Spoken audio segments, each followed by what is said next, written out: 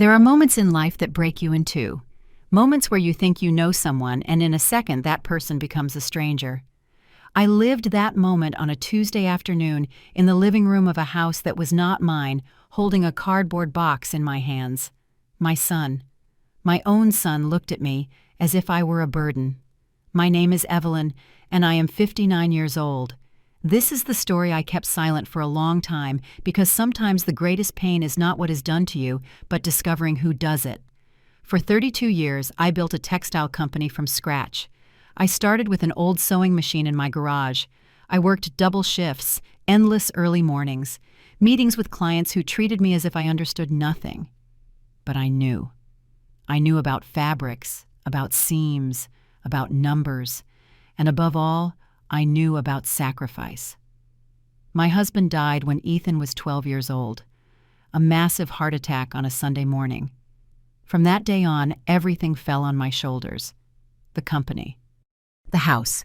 My son's education. Ethan was a quiet, sensitive boy. He liked to draw. He spent hours in his room creating characters and imaginary worlds. I dreamed that one day he would take over the company, but I never pressured him. I just wanted him to be happy. I sent him to the best private university in the country. I paid every tuition bill without complaining. When he graduated, he met Vanessa, a tall woman with straight, perfect hair and a smile that never reached her eyes. The first time I saw her, I felt something strange, like a chill. But Ethan was in love, and I wanted to see him happy. They got married 2 years later. A big, elegant wedding. I paid for almost everything. Vanessa chose every detail, the flowers, the dress, the menu. Ethan just nodded. The first few years were quiet. They lived in a small apartment downtown. I kept working. The company was growing. Everything seemed to be in order until one day things began to change. It was subtle at first. A call from Vanessa asking about my will. A hint from Ethan about when I was going to retire. Small seeds of anxiety planted with care. But I kept going. I trusted my son. And then the crisis hit. A series of bad investments. A dishonest partner who disappeared with $500,000. Debts that accumulated like waves in a storm. In 6 months, my company went bankrupt. I lost everything. The factory, my savings, the house I had bought with so much effort. One afternoon, Ethan called me. His voice sounded firm, almost professional. "Mom, Vanessa and I talked. You can come live with us. Now we have a bigger house in the suburbs." I felt immense relief. My son was reaching out to me. In the darkest moment of my life, he was there. "Thank you, my love. Thank you. You do not know what this means to me. It is temporary, right, Mom? Until you get back on your feet." Of course. I just need some time." I packed my things in 3 suitcases. Clothes, some photographs. A gold ring that had belonged to my mother. It was the only thing of value I had left. The first day at his house was strange. Vanessa welcomed me at the door with a polite, cold smile. "Evelyn, good thing you arrived. Come, I will show you your room." She took me to a small room on the ground floor next to the kitchen. No windows, with a twin bed and a tiny closet. "You will be comfortable here. It is close to everything." I nodded. I was not going to complain. It was their house. That night we had dinner together. Vanessa made pasta. Ethan talked about work. I listened in silence. After dinner, I got up to wash the dishes. "No, Evelyn. Leave it. Tomorrow we will talk about how to organize ourselves." I went to my room. I sat on the bed, and for the first time in months, I cried in silence. The next morning, someone knocked on my door. It was Vanessa. She was carrying a cardboard box in her hands.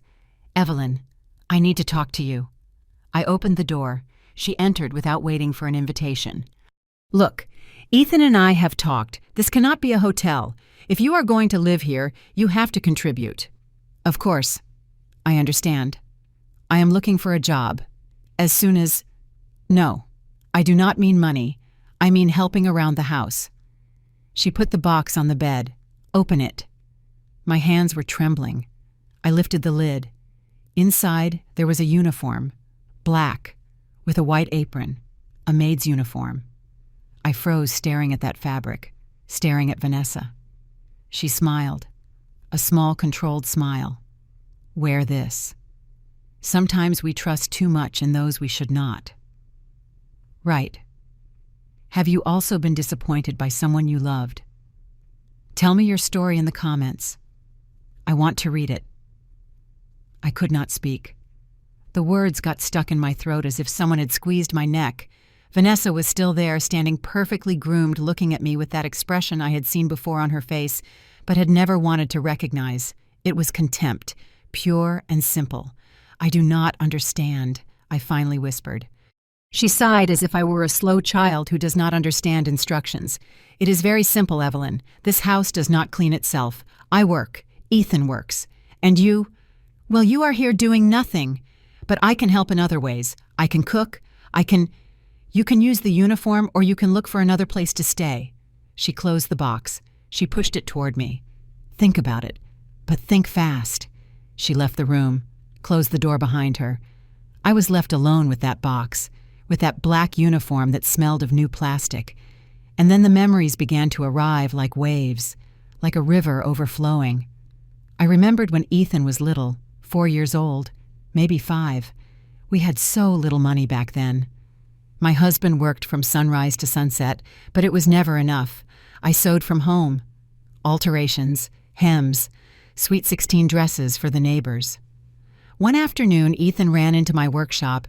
He had a drawing in his hands. A drawing of me sitting in front of my sewing machine with a blue dress that was actually gray, but he had painted it blue because he said blue was my color. Mommy, you are the prettiest mom in the world. He hugged me with that strength that children hug with when they still do not know how to lie with their bodies. Do you know what I am going to do when I grow up? He asked me. What, my love, I am going to be rich, and I am going to buy you a huge house with a garden, and you will never have to work so hard again. I stroked his hair. I cried without him seeing me. I do not need a huge house, my darling. I just need you to be happy. And well, that you be a good man, that boy who promised to take care of me. Where was he now? I remembered when my husband died. The funeral. Ethan crying silently next to me. Barely 12 years old, in a suit that was too big for him, squeezing my hand. Mom, I will take care of you. I promise. And I believed him. I worked double, triple. I accepted jobs that humiliated me, clients who treated me as if I knew nothing, sleepless nights, days without eating well, all so he could study, so he could have a better future than mine. When I opened my first small factory, Ethan was 17. He came with me on opening day. It was just him, me and Mr. Ramiro, my first employee. Someday this is going to be yours, Ethan. Everything I am building is for you. He smiled. He hugged me. Thanks, Mom, for everything. When did it change? At what moment did he stop being that boy who drew me in blue dresses and became a man who could look at me with indifference? I tried to remember, to find the exact moment. Maybe it was when he met Vanessa. She came from a wealthy family, divorced parents, a mother who lived in Florida with her third husband. Vanessa spoke with that tone people have who have never had to worry about money, as if the world owed them something. The first time she came to my house, she looked at everything with that polite smile that does not hide judgment. The old furniture, the faded curtains, the small kitchen where I had prepared food for 100 family events. How cozy, she said. Ethan apologized as if he had to say sorry for the house where he grew up. After that visit, he began to change subtly. He stopped coming so often. When he came, he stayed for a short time. He always had an excuse, a meeting, a commitment, a dinner with Vanessa's parents. Mom, you have to understand. Vanessa and I have a social life. I cannot cancel everything to come to eat every Sunday. I am not asking you to cancel anything, my love. I just miss seeing you. I am not a child anymore, Mom. Those words, how they hurt. But I let him go, because that is what mothers are supposed to do, right? Let go of children. Allow them to build their own lives. I never imagined that letting him go would mean being left completely alone. I remembered his wedding. Me sitting in the front row in a dress I had specially made. Wine color, elegant. I had my hair done in a salon. I wanted to look good. I wanted Ethan to be proud of me. During the ceremony, I saw him looking at her, at Vanessa, with that absolute adoration, as if she were the only person in the world. And I felt something small and dark in my chest. It was not envy, it was fear. Fear that I was no longer enough. At the reception, Vanessa introduced me to her friends. "This is Evelyn, Ethan's mom. She has a textile factory." "How interesting," one of them said, without the slightest interest in her voice. Later, during the dance, Ethan took me out to dance. It was tradition, the mother-son dance. "You look beautiful, Mom." "Thank you, my love. You look very handsome, too." We danced in silence for a few seconds. He looked toward where Vanessa was. I looked at his face, looking for my son. "Are you happy, Ethan?" "Very much, Mom." "Very happy." "That is the only thing that matters to me." I lied. It also mattered to me that he remained the boy who loved me, but I did not tell him that. The first years of his marriage were quiet. I kept working. The company was doing well. We were not millionaires, but we were stable. Ethan worked at a graphic design firm, Vanessa at an expensive clothing boutique. I invited them to dinner every 2 weeks. Sometimes they came, sometimes not. When they came, Vanessa always found something to criticize. The food was too salty, or too simple, or too spicy. It was never right. "It is just that, Evelyn, we are used to eating lighter. Have you thought about taking a healthy cooking course?" Ethan said nothing. He just ate in silence. I smiled, nodded, and kept my words to myself, because that is what women of my generation do, right? We swallow the humiliation and smile, because we do not want to cause problems. I remembered the last Christmas before the bankruptcy. I had prepared a big dinner. I had invited Ethan and Vanessa, my sister, some cousins. Vanessa arrived late in a very expensive dress and sky-high heels. "Oh, Evelyn, excuse me. We had a dinner with Ethan's partners, but we said no, we have to stop by even for a while with the family. Even for a while, as if being with me was an obligation, a transaction." During dinner, Vanessa talked about her plans. They wanted to buy a bigger house in the suburbs. "Sure, we still do not have the full down payment, but soon." She looked at Ethan. He looked at his plate. Later, when everyone left, I found an envelope on the dining table. Inside was a note from Ethan. "Mom, I need to ask you a favor. Could you lend me $5,000? It is for the down payment on the house. I promise I will pay you back in 6 months. $5,000. I had them. They were my emergency savings, but I had them. The next morning, I transferred the money. He never paid me back. He never mentioned it again, and I never claimed it. Because that is how mothers are. We give, and we do not ask for a receipt. Now, sitting in that small room with that box on the bed, I understood something. I understood that I had allowed all of this. I had allowed Vanessa to speak to me with contempt. I had allowed Ethan to abandon me emotionally. I had allowed them to treat me as if I did not matter because I was afraid. Afraid of losing my son. Afraid of being left completely alone. But now what else could I lose? I opened the box again. I took out the uniform. I spread it on the bed. Black.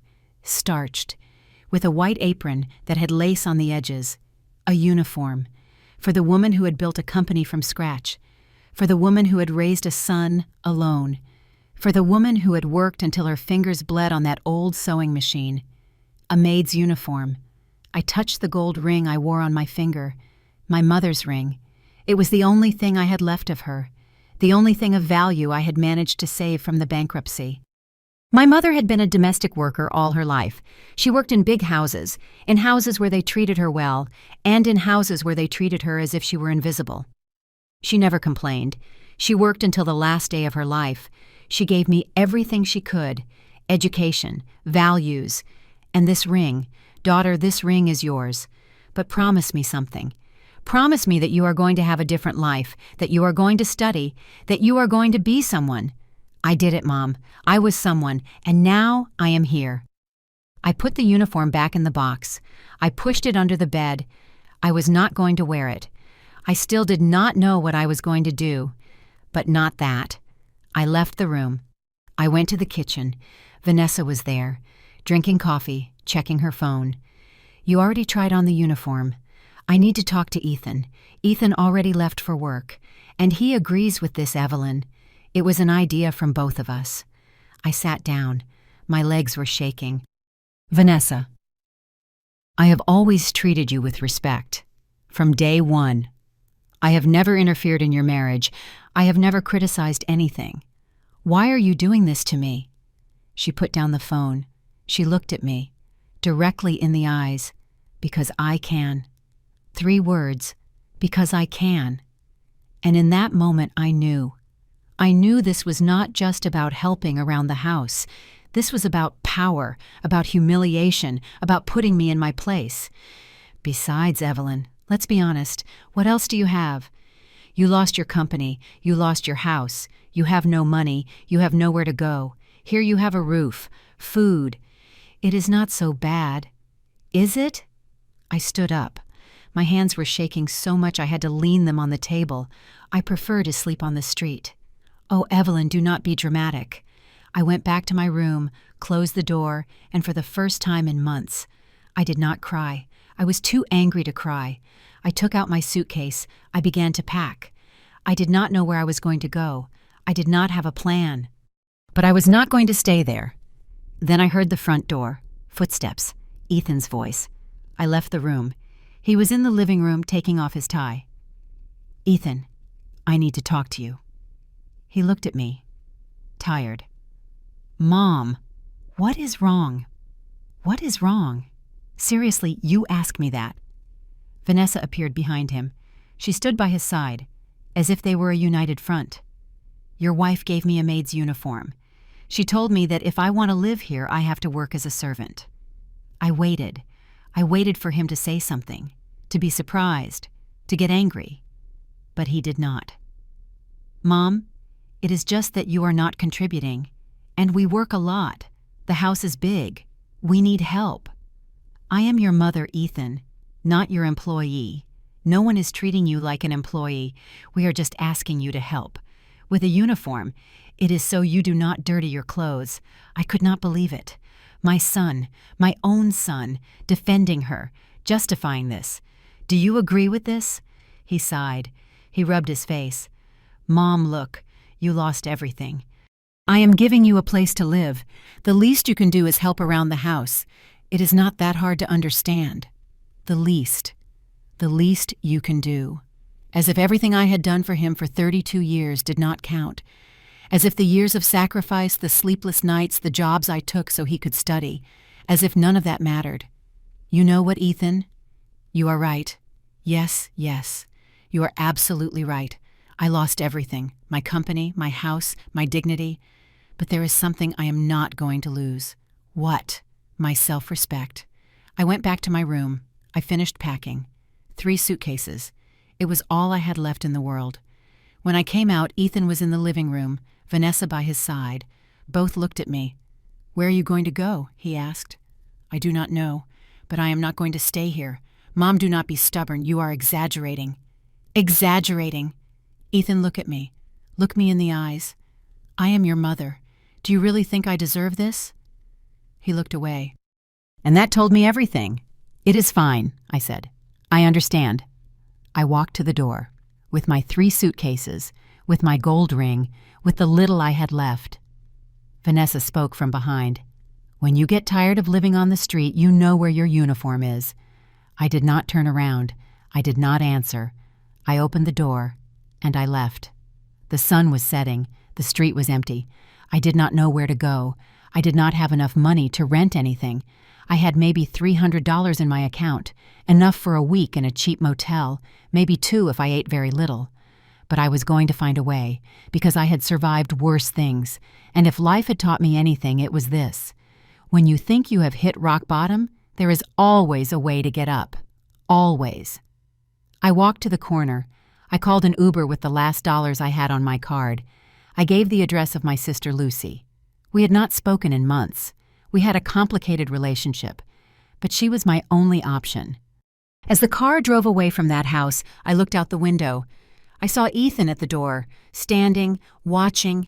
He did not run after me. He did not call me. He just stayed there. And that image of my son letting me go without doing anything, hurt me more than anything Vanessa had said. While I tell all this, I think about where you are listening to me. Write the name of your city in the comments. I want to know that I am not alone in this. My sister Lucy lived in a modest neighborhood. Nothing fancy. A 4-story building without an elevator. A small apartment she shared with her husband Robert and her 2 teenage children. When I knocked on the door, she opened with that expression people have when they see something they did not expect to see.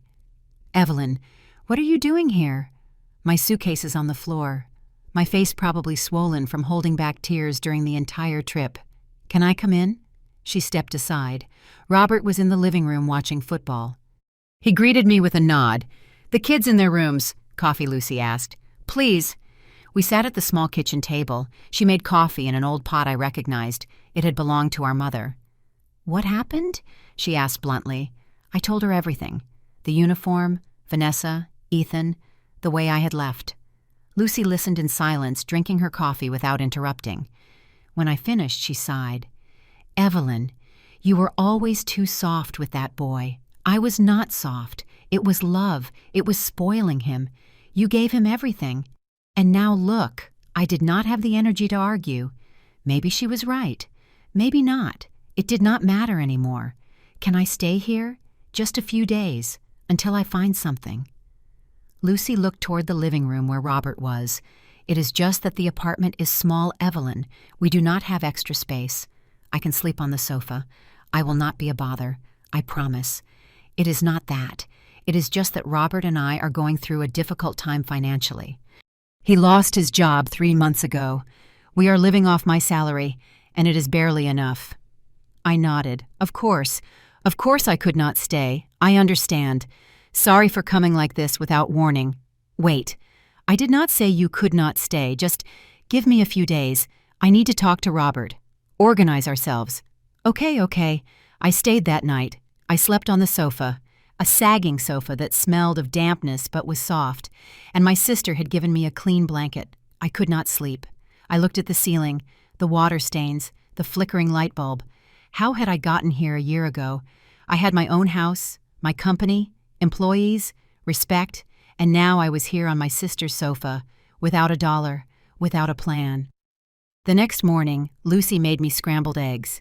Toast, coffee. "Evelyn, I am really sorry. I wish I could offer you more, but things are difficult. I know. Do not worry. I am going to find something. Do you have a plan? I am going to look for a job. Anything.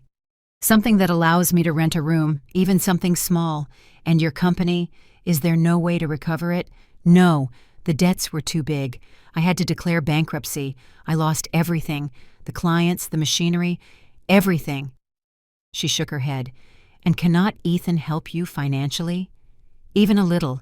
I'm not going to ask him for anything. After what happened, I prefer to starve." "Oh, Evelyn, always so proud." "It is not pride, Lucy. It is dignity." I stayed at her house for 3 days. 3 days in which I went out every morning to look for work. I walked through the whole neighborhood. I entered stores, restaurants, offices. "Do you have experience in sales?" "Well, I had my own textile company for 32 years. We are looking for someone younger, someone who can carry boxes." "Sorry. Do you know how to use computers?" "Yes, of course. I handle Excel, email. We are looking for someone with experience in social media, Instagram, TikTok. Those things. I can learn. Sorry." Thanks for coming. One after another. Doors closed. Looks of pity, or worse, looks of indifference. One afternoon I entered a fast food restaurant. They were hiring. "How old are you?" the manager asked. A kid who could not be more than 25 years old, 59. "It is just that here the work is very heavy. You have to stand for many hours. You have to move fast. I do not know if you—" "I can do it. I worked 32 years in a factory. I know what hard work is. Leave me your number. If something opens up, we will call you." They never called. The 4th night at Lucy's house, I heard voices, Lucy and Robert arguing in their room. She cannot stay here forever, Lucy. I know, but she is my sister. Your sister who always had more than us, who never helped us when we needed it. That is not true. She invited us to dinner many times. Dinner is that helping. When I lost my job 3 years ago, do you remember we asked her to lend us money? Do you remember what she said? Silence. She said her company was going through a bad time, that she could not, and 2 weeks later we saw her on Facebook at an expensive restaurant with Ethan. Robert, please. Look, I do not want to be mean, but we have our own problems. We cannot be supporting your sister. I closed my eyes. I held back the tears. He was right. I could not stay here. The next morning I talked to Lucy. I am going to leave. I already found something. Yes, where I lied. A friend is going to let me stay with her for a few weeks. Do not worry. Are you sure? Yes. And thank you really for these days. She hugged me. A quick, awkward hug. Take care, Evelyn. I took my suitcases. I left. I did not have any friends. I did not have anywhere to go. I walked to a park nearby. I sat on a bench. I took out my phone. I checked my bank account. $120, that was all. $120 between me and the street. I called some former employees, women who had worked with me for years. Martha, this is Evelyn. Evelyn, how are you? I heard about the company. How sad. Yes. Hey, I am calling you because I need a favor. What do you need? I am looking for a job. Anything. Do you know of anything? Let me think. You know, my cousin has a dry cleaner. Maybe she needs help. I will give you her number. Thanks, Martha. I appreciate it very much. I called Martha's cousin. She cited me for an interview the next day. The dry cleaner was in a working-class neighborhood, small, smelled of chemicals and steam. The owner's name was Grace, a robust woman about 40 years old with her hair tied back in a tight ponytail.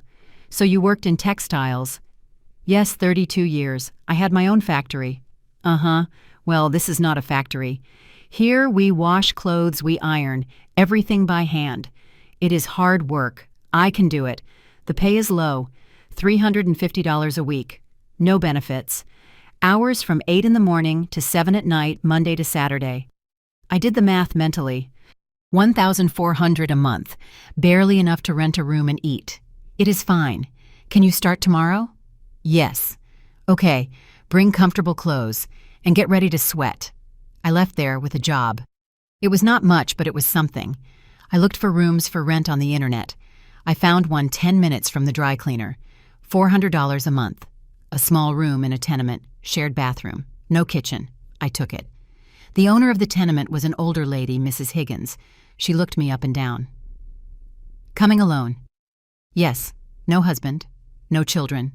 No one. I do not want problems here. No parties. No visits at midnight. There will be no problem. Payment is in advance, every month. If you are late, you leave. I understand. I gave her the $400, plus $100 deposit.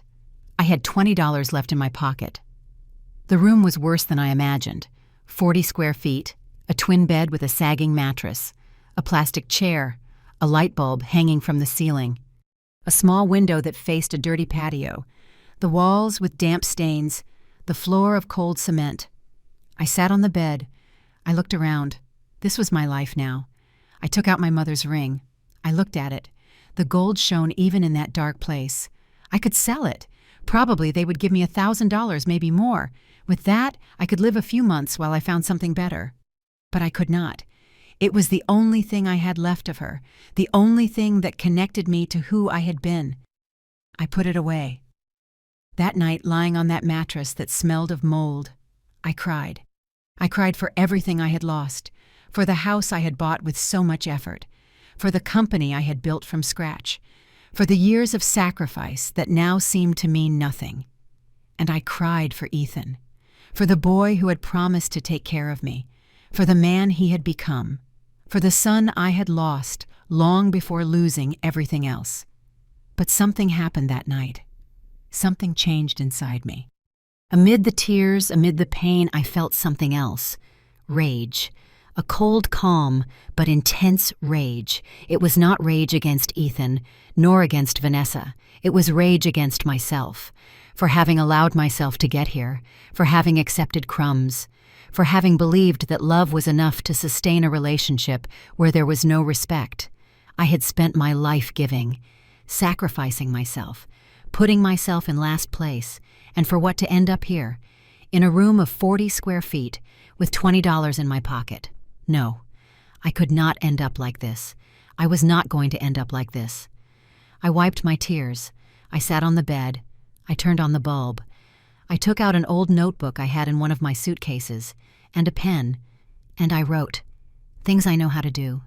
Sew, design patterns, manage, sell, survive. I looked at the list. I had built a company once, from scratch, without anyone's help. I could do it again. I did not know how.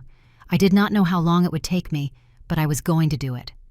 Because if life had taught me anything, it was that one does not stay lying on the ground waiting for someone to come pick you up.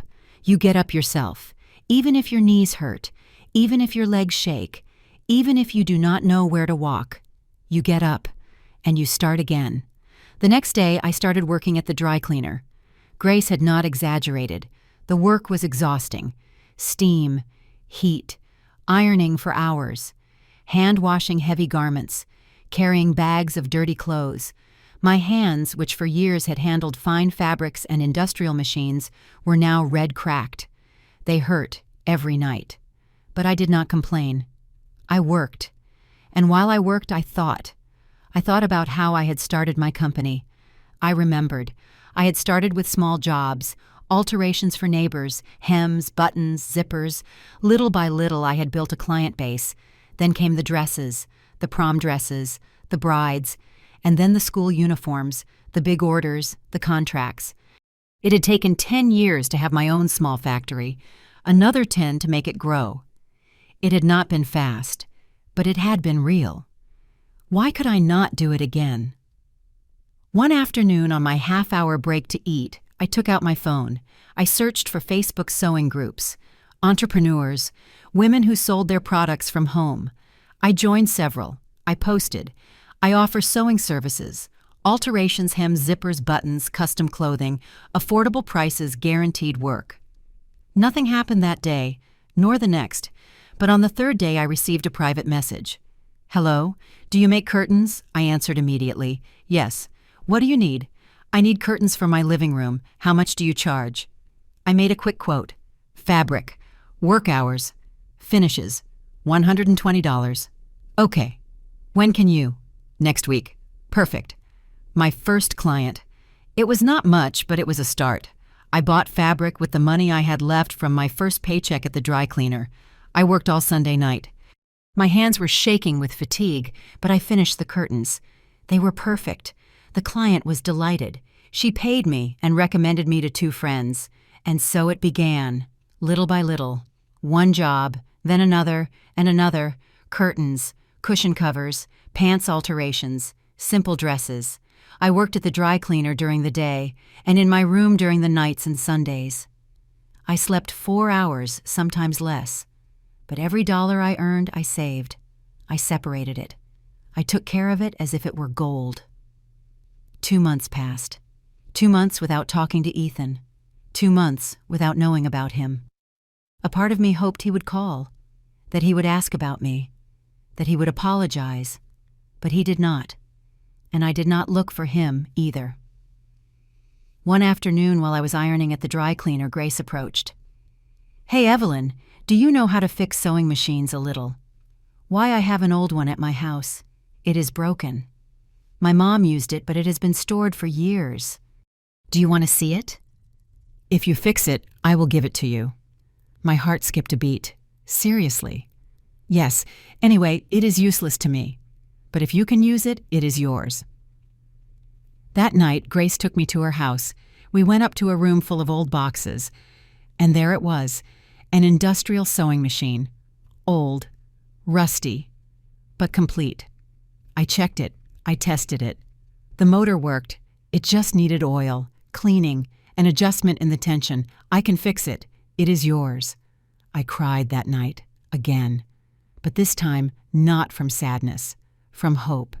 Because that machine was more than metal and parts. It was a tool. It was an opportunity. It was the beginning of something new. Have you also had to start from scratch? Have you lost everything and had to get up? Tell me. Sometimes we need to know that we are not alone in this fight. The sewing machine changed everything. I spent a whole weekend cleaning it. Oil, old rags, patience. My hands smelled of grease. But little by little, that old machine came back to life. The sound of the motor when I turned it on for the first time. It was like listening to music. I placed it in my room next to the small window.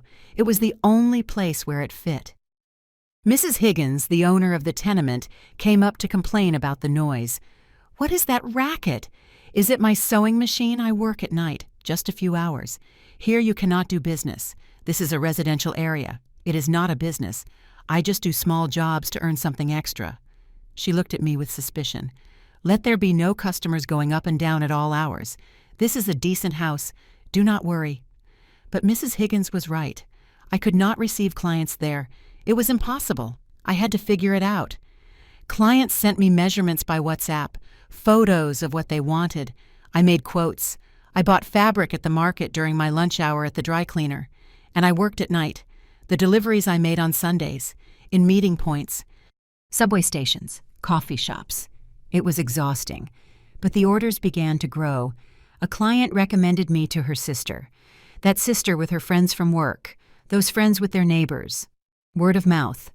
In 3 months, I was earning almost the same sewing as in the dry cleaner, but I could not leave the dry cleaner yet.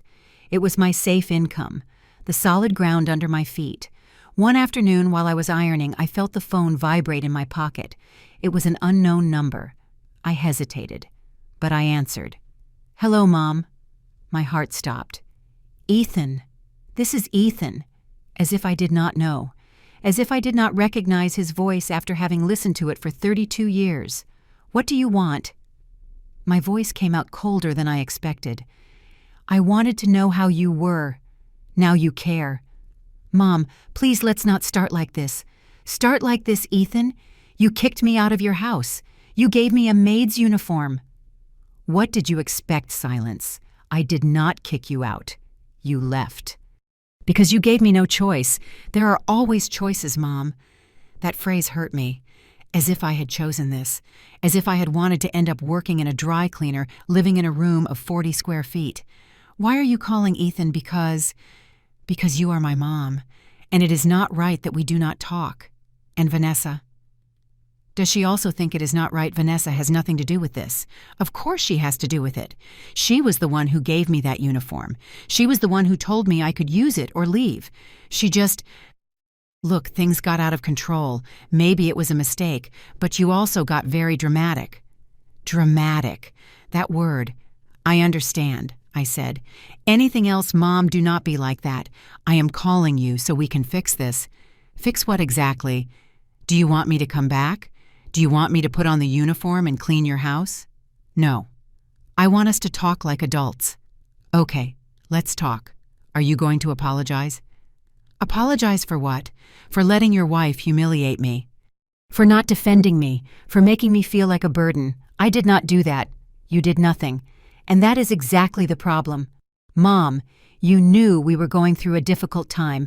The house is expensive. Vanessa and I work a lot. We just wanted you to collaborate." "Collaborate, Ethan? I am your mother, not a tenant, not an employee. I know you are my mother. That is why I am calling you. How long did it take you to call me? 3 months, 2.5 months? Sorry. 2.5 months. Much better. I was waiting for your anger to pass. It is not anger, Ethan. It is disappointment." Long silence. I could hear his breathing. "Where are you living?" he finally asked. "It is not your problem." "Yes, it is my problem. You are my mom. Now I am your mom." 2.5 months ago, I was a burden. I never said that. You did not have to say it. Are you okay? Do you have a place to live? Do you have money? I am fine. I am working. I have a room. I am surviving. What are you working on? I hesitated. I did not want to tell him. I did not want to give him the satisfaction of knowing that I, who had had my own company, now ironed other people's clothes. But I did not want to lie either. At a dry cleaner. Silence. A dry cleaner. Yes. Mom, you are a businesswoman. You not anymore. Now I work at a dry cleaner. And you know what? I am proud of that job because it is honest, and it is enough for me to survive. Does it not have to be like this? Can I what? Go back to your house, put on the uniform. No, I was not going to say that. I can help you with some money, so you can rent something better. So that I do not want your money. Mom, do not be proud. It is not pride, it is dignity. There is a difference. It is fine. As you wish. I just wanted to know you were okay. You know, I am fine. Can we see each other? Eat together. Talk. I do not know, Ethan. I do not know if I am ready for that. Okay, I understand, but think about it, please. I will think about it. I love you, Mom. Those words, after all. I love you. What good were those words without actions to back them up? Goodbye, Ethan. I hung up. Grace was looking at me from the other side of the shop. Everything good. Yes, everything good. But it was not good. That call stirred everything inside me. A part of me wanted to believe him, wanted to believe that he really cared, that he had called because he missed me. But another part, knew something did not add up. Why now? Why, after almost 3 months, all afternoon while I ironed, I turned the matter over. And then I understood. Guilt. Ethan was calling out of guilt. Not for love, not because he missed me, but because probably someone had asked about me, or because Vanessa had told him it looked bad not to talk to his mother. It was a call to clear his conscience, and I had almost fallen. Almost. That night in my room while I sewed a dress for a sweet 16, I thought about my marriage, about my husband, about Robert. He bore his name, although now almost no one remembered him. Robert had been a good man, hard-working, quiet, not very expressive, but faithful. We had met young. I was 20 years old, he 23. He worked at a hardware store. He earned little, but always treated me with respect. We got married a year after meeting. A small wedding without money for big celebrations. The first years were difficult. We lived in a tiny apartment. The money was barely enough. I did sewing from home. He worked double shifts. When Ethan was born, Robert cried with happiness. He is perfect, he said, looking at our baby. He is perfect, Evelyn. He was a good father, patient, loving. He loved carrying Ethan, playing with him. But Robert was never ambitious. He was content with what he had, with living day by day. I was not. I wanted more, not on a whim, but because I wanted to give my son a better life. I began to take more jobs, to look for clients, to dream of something bigger. Robert did not understand. Why do you want more? We already have enough to survive, but I want Ethan to study, to have opportunities. He will have opportunities. He does not need to go to expensive schools for that. We argued not much, but we argued. And then he died. A heart attack, massive, at 38 years old. Ethan was 12. I remember that day as if it were yesterday. Robert got up early as always. He drank his coffee. He kissed me on the forehead. See you tonight, my love. Until tonight. Those were the last words we exchanged. At 11 in the morning, I received the call from the hospital. Are you Roberto Mendoza's wife? Yes. You need to come to the hospital. Urgent. When I arrived, it was too late. He had died in the ambulance. The first months after his death were hell. Not only because of the pain of losing him, but because of the fear. How was I going to sustain the house alone? How was I going to pay for Ethan's school? How was I going to survive? But I survived because I had no other choice. I took more work. I slept 3-4 hours. I got up at 5 in the morning. I worked until midnight. And little by little, I was building something bigger. From small jobs, I went to big orders. From big orders to contracts. From contracts to my own small factory. It took years, but I achieved it. And during all that time, my engine was Ethan. Everything I did was for him, to give him the life Robert had not been able to give him, so he could have options, so he would not have to fight like me. And now that same son had let me go without looking back. He had exchanged me for a woman who could not stand me. He had made me feel that I was worth nothing. I stopped sewing. My eyes were full of tears. Not for Ethan this time, but for me. for all the years I had sacrificed, for all the sleepless nights, for all the times I had put myself in last place. And for what? To end up here alone in a room that was not even mine. But then something happened. I looked at my hands. My old wrinkled hands with scars from years of work. Those hands had built something once. Those hands could build something again. I wiped my tears. I finished the Sweet 16 dress. It turned out beautiful, pale pink with beading on the bodice, bulky tulle on the skirt. The client picked it up on Sunday. She was delighted. "Mrs. Evelyn, it is precious. My daughter is going to cry with emotion. She paid me $350 and gave me a $50 tip for the beautiful work. $400 in my hands. It was not much, but it was mine, earned with my effort, with my hands, with my dignity intact." That week, Ethan called again. "Mom, have you thought about what I told you?" "Can we see each other, Ethan? I am busy working. It will only be an hour. A coffee, please." I hesitated. A part of me wanted to see him, wanted to see his face, wanted to know if his eyes said the same as his words. "It is fine, but not in the suburbs. In a neutral place. Where there is a coffee shop near the downtown subway station."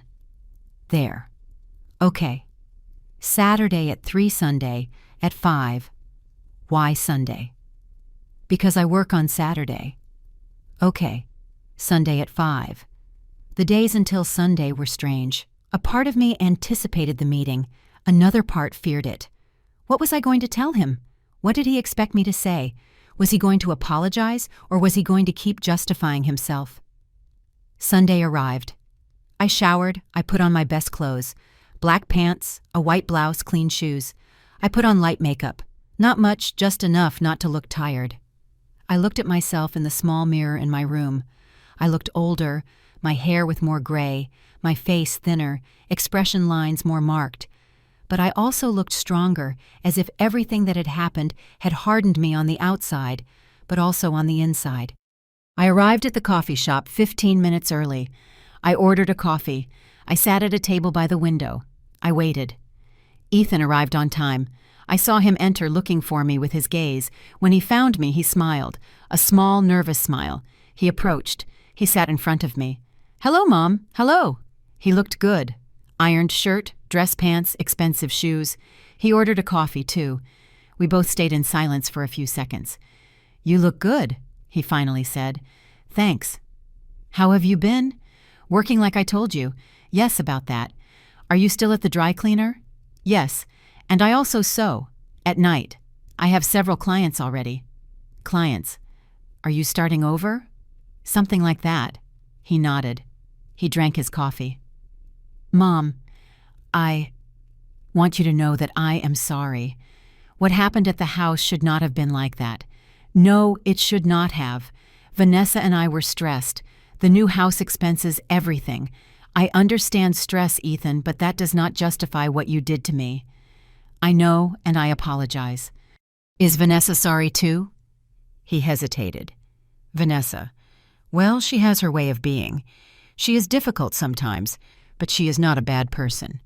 Ethan, your wife gave me a maid's uniform, treated me as if I were trash, and you said nothing. Yes, I said something. Later when you left, what did you tell her that she had crossed the line, that it was not right?" "And what did she say?" "She said that you were very dramatic, that it was all your fault for leaving like that." "Of course. So she is not sorry. She is complicated, but she loves me, and I love her. I am happy for you."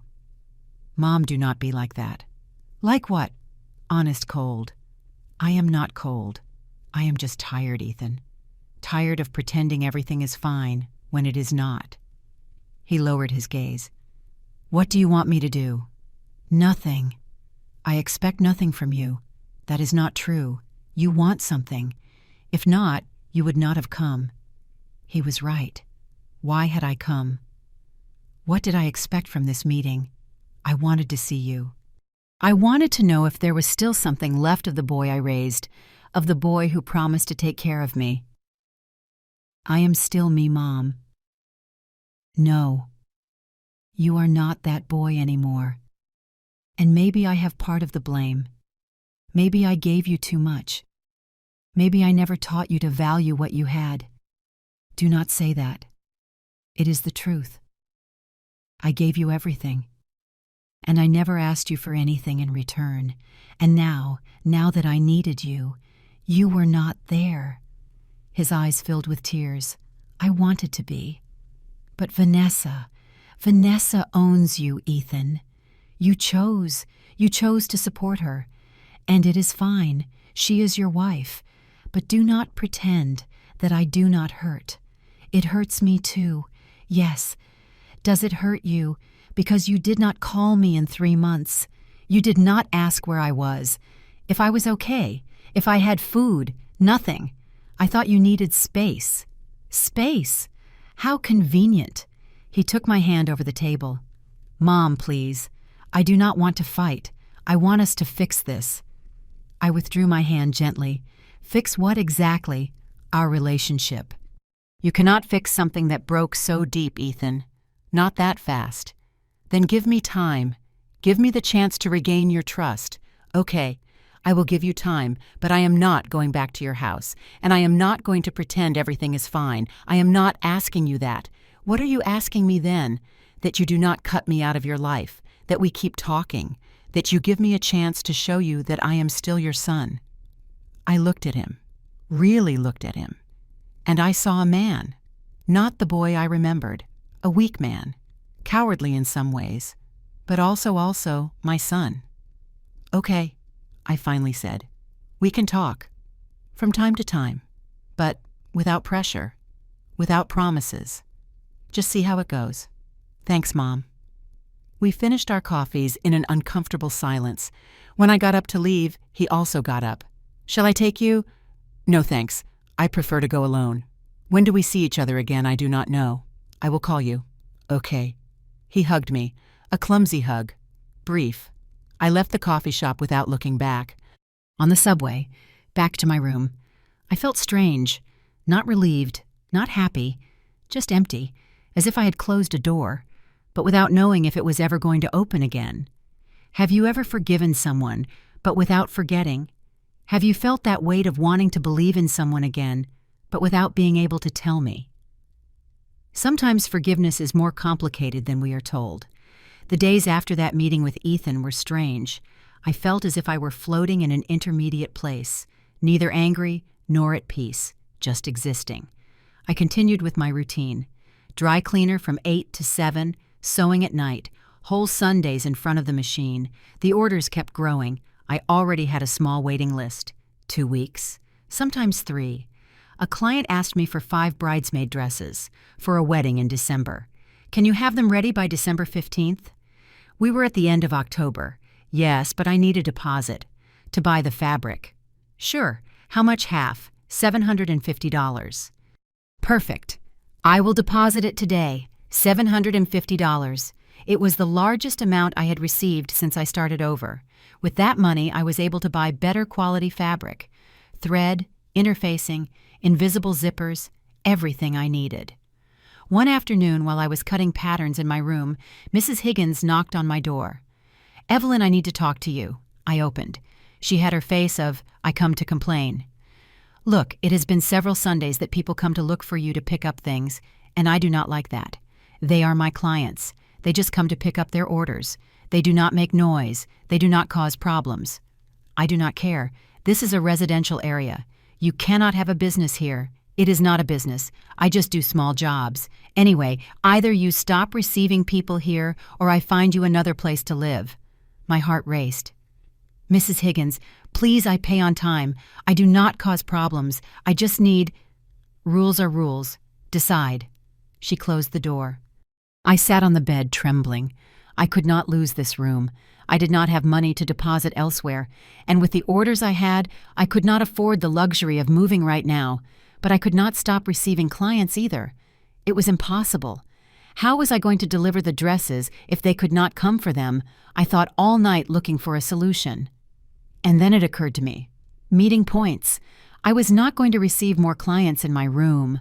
I would make deliveries in coffee shops, in plazas, in public places. It was more complicated. It involved carrying the dresses, going out coordinating schedules, but it was the only option. The next morning, before leaving for the dry cleaner, I knocked on Mrs. Higgins' door. I am not going to receive clients here anymore. I will make the deliveries outside. You better, because if I see one more person coming up, you leave. Do not worry. That same day, I notified all my clients. Please, from now on, deliveries will be at meeting points. They can be near your home or work at no extra cost. Everyone understood. No one canceled. And so I continued working sewing delivering. One Saturday afternoon, after delivering 3 dresses at different points in the city, I returned exhausted to my room. I threw myself on the bed without strength even to take off my shoes. The phone vibrated. It was Ethan. "Mom, how are you? I haven't heard from you in 2 weeks." I had not thought of him, not even once. I had been so busy, so focused on surviving, that I simply had not had mental space to think about our relationship. I answered, "I am fine. Busy. Can I call you? Better tomorrow? I am tired." "Okay, I will call you tomorrow."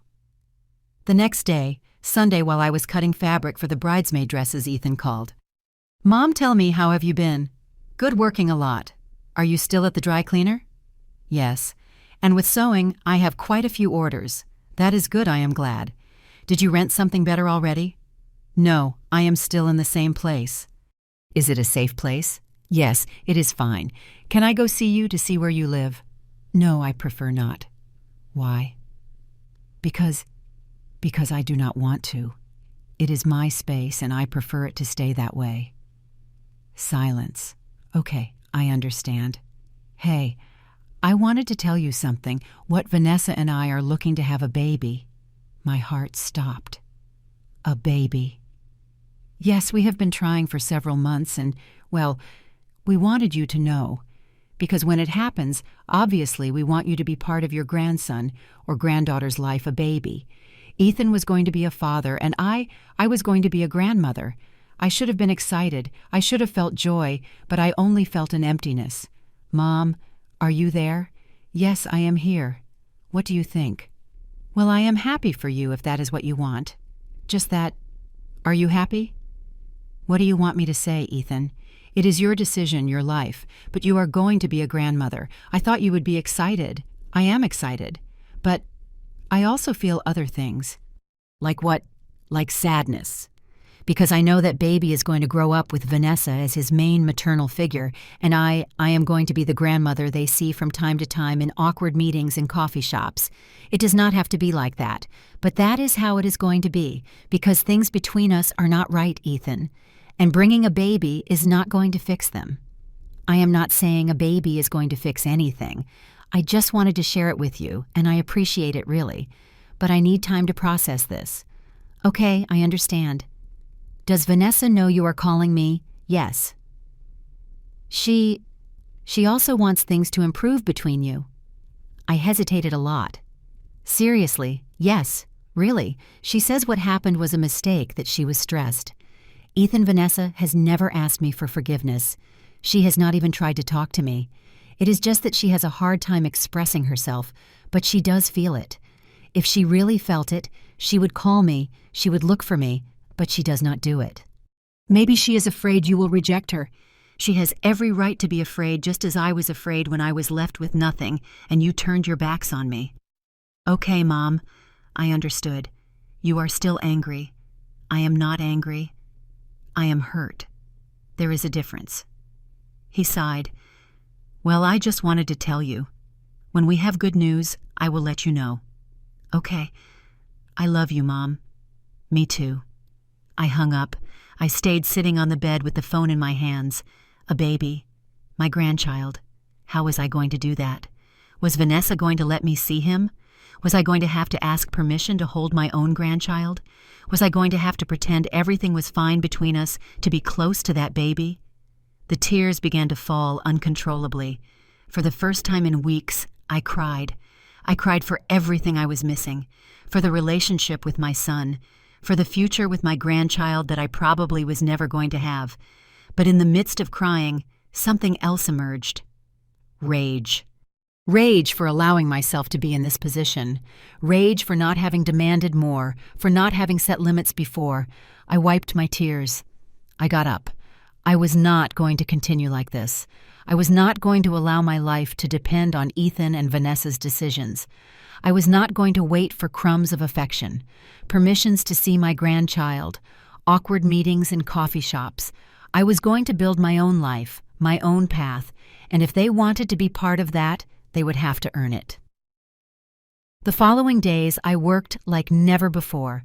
I finished the 5 bridesmaid dresses. They were perfect.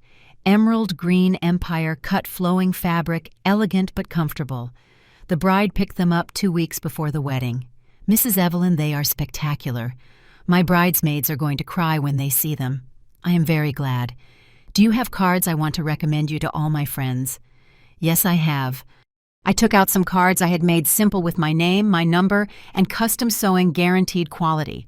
She gave me a $50 tip for the beautiful work and for having them on time. $50 extra. I saved them.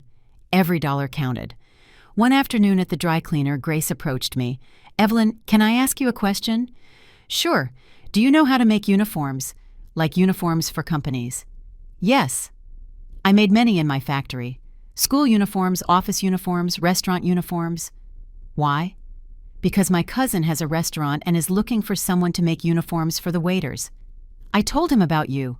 Are you interested? How many uniforms? 10 for now. But if they fit well, he is going to need more. He is opening more branches. Yes, of course I'm interested. I will give you his number. That same night I called Grace's cousin. His name was David. Mrs. Evelyn, Grace told me about you. Can you make restaurant uniforms? Yes. Pants, shirts, aprons, whatever you need. Perfect. How much would you charge for 10 complete uniforms? Black shirt, black pants, white apron.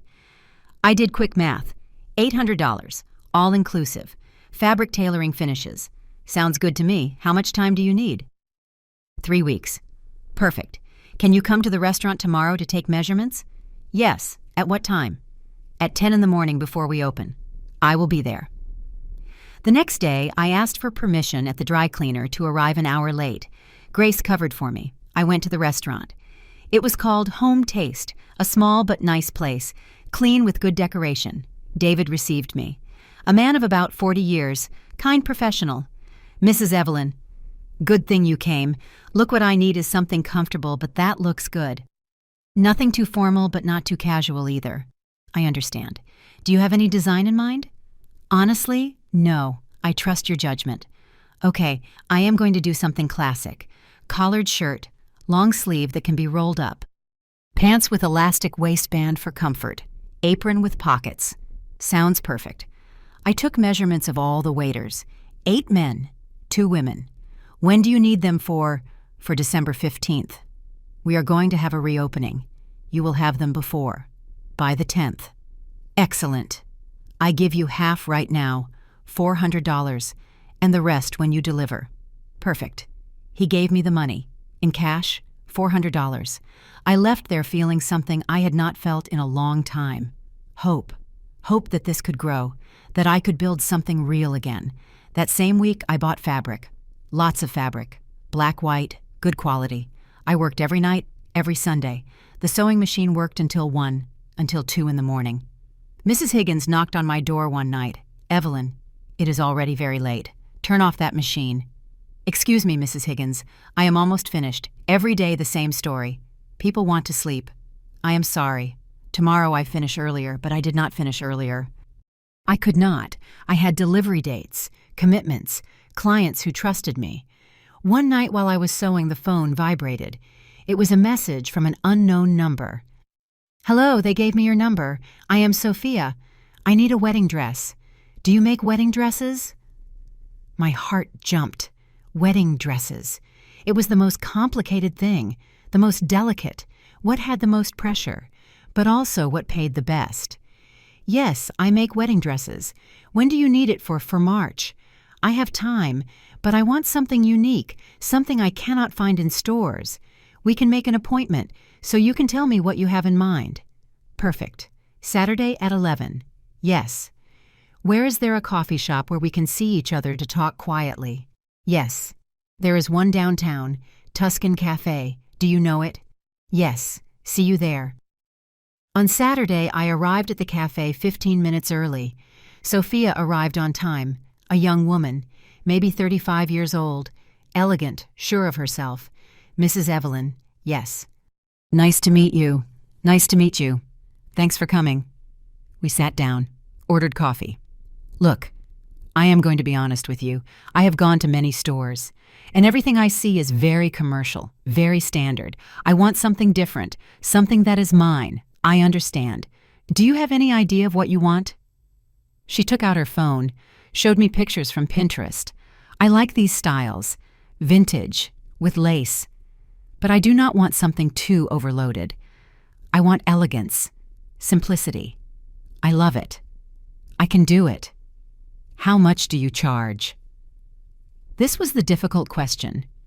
How much was my work worth? How much should I charge? I thought fast. Fabric, time, fittings, adjustments. $2,500. Sophia did not hesitate. Sounds fair. Do you need a deposit? Yes, half, to buy the fabric and materials. Perfect. I will deposit it today. I could not believe it. $1,250 for a dress. When can we start next week? I need to take your measurements and make some sketches for you to approve. Perfect. I will send you a message to coordinate. I left that coffee shop floating. A wedding dress. $2,500. With that money I could do so many things. I could save. I could buy a better sewing machine. I could rent a bigger place. I could build something real.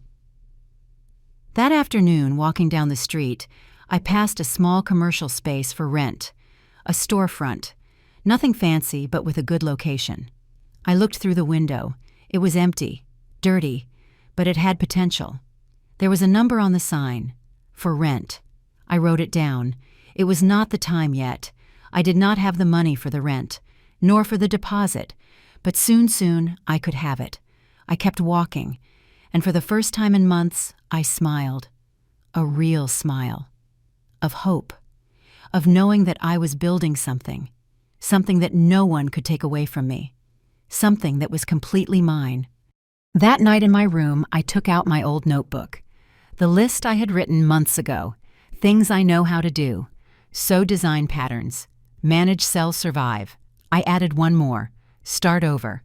And underneath I wrote, things I am going to achieve. Rent a space. Hire help. Grow the business. Regain my dignity. Show Ethan that I do not need his pity. Prove to myself that I could. I closed the notebook, and I kept sewing. Because every stitch was a step, every dress was a test, that I was not finished, that I was just beginning. I still ask myself, how many times do we have to hit rock bottom to realize how strong we are? Have you also discovered strength you did not know you had? Tell me. I want to know what made you get up. December arrived with an unusual cold for the city. I kept working non-stop. The restaurant uniforms, Sophia's wedding dress, smaller orders that kept coming in. I slept 4 hours, sometimes 3. My hands were destroyed, cut, with new calluses over old calluses. But every night, counting the money I had earned, putting it in a shoebox under my bed, I felt something close to peace. It was not happiness yet, but it was hope. The restaurant uniforms were ready on December 8th, 2 days earlier than promised. David received them at his restaurant. He checked them one by one. Mrs. Evelyn, they are impeccable. The quality is excellent. Thank you. You know what, I'm going to need 20 more uniforms for the new branch we opened uptown. Can you? Yes, of course I can. Perfect. I will deposit the rest of what I owe you. And the advance for the new ones. He deposited $800. $400 from the first order, $400 advance for the new one, $800 in my account. Added to what I had saved, I already had almost $3,000. $3,000 that I had earned with my own hands in less than 3 months. That night in my room, I took out the number of the shop I had seen. I dialed. A man answered. A man. Hello, good evening. I am calling about the shop for rent downtown. Yes. Are you interested? Yes. How much is the rent? $800 a month plus 2 months deposit. $2,400 to move in. Did I have it? Almost. Can I see it? Sure. Tomorrow at 10. Perfect. The next day, I asked for permission at the dry cleaner again. Grace looked at me curiously. Everything good? Yes, I have an important appointment. Okay, do not worry. I arrived at the shop at 10 o'clock sharp. The owner was an older gentleman, Mr. Hector. Come in, come in. Look, the shop is not very big, but it has good foot traffic and the area is safe. We went in. It smelled of dampness. The walls were stained, the cement floor cracked, but it had potential. It had a large window facing the street, a backspace that could serve as storage, a small bathroom, and above all, it had natural light. What kind of business do you plan to open sewing? A sewing workshop? Ah, perfect. There used to be a stationery store here, but it closed a year ago. I walked through the space imagining a cutting table here, the sewing machine there, a space to serve customers, a rack to display some pieces. I am interested. Okay, I need 2 months deposit and the first month in advance. It is $2,400 to enter. Can I give it to you in 2 weeks? I'm waiting for a payment. Okay, but I'm going to ask you to leave me $100 to hold it so no one else sees it. Perfect. I took $100 out of my purse money I had saved for emergencies. He gave me a handwritten receipt. In 2 weeks. If you do not bring me the rest, I lose the hold. Understood. Understood. I left there trembling not from fear, from excitement. A shop. My own shop.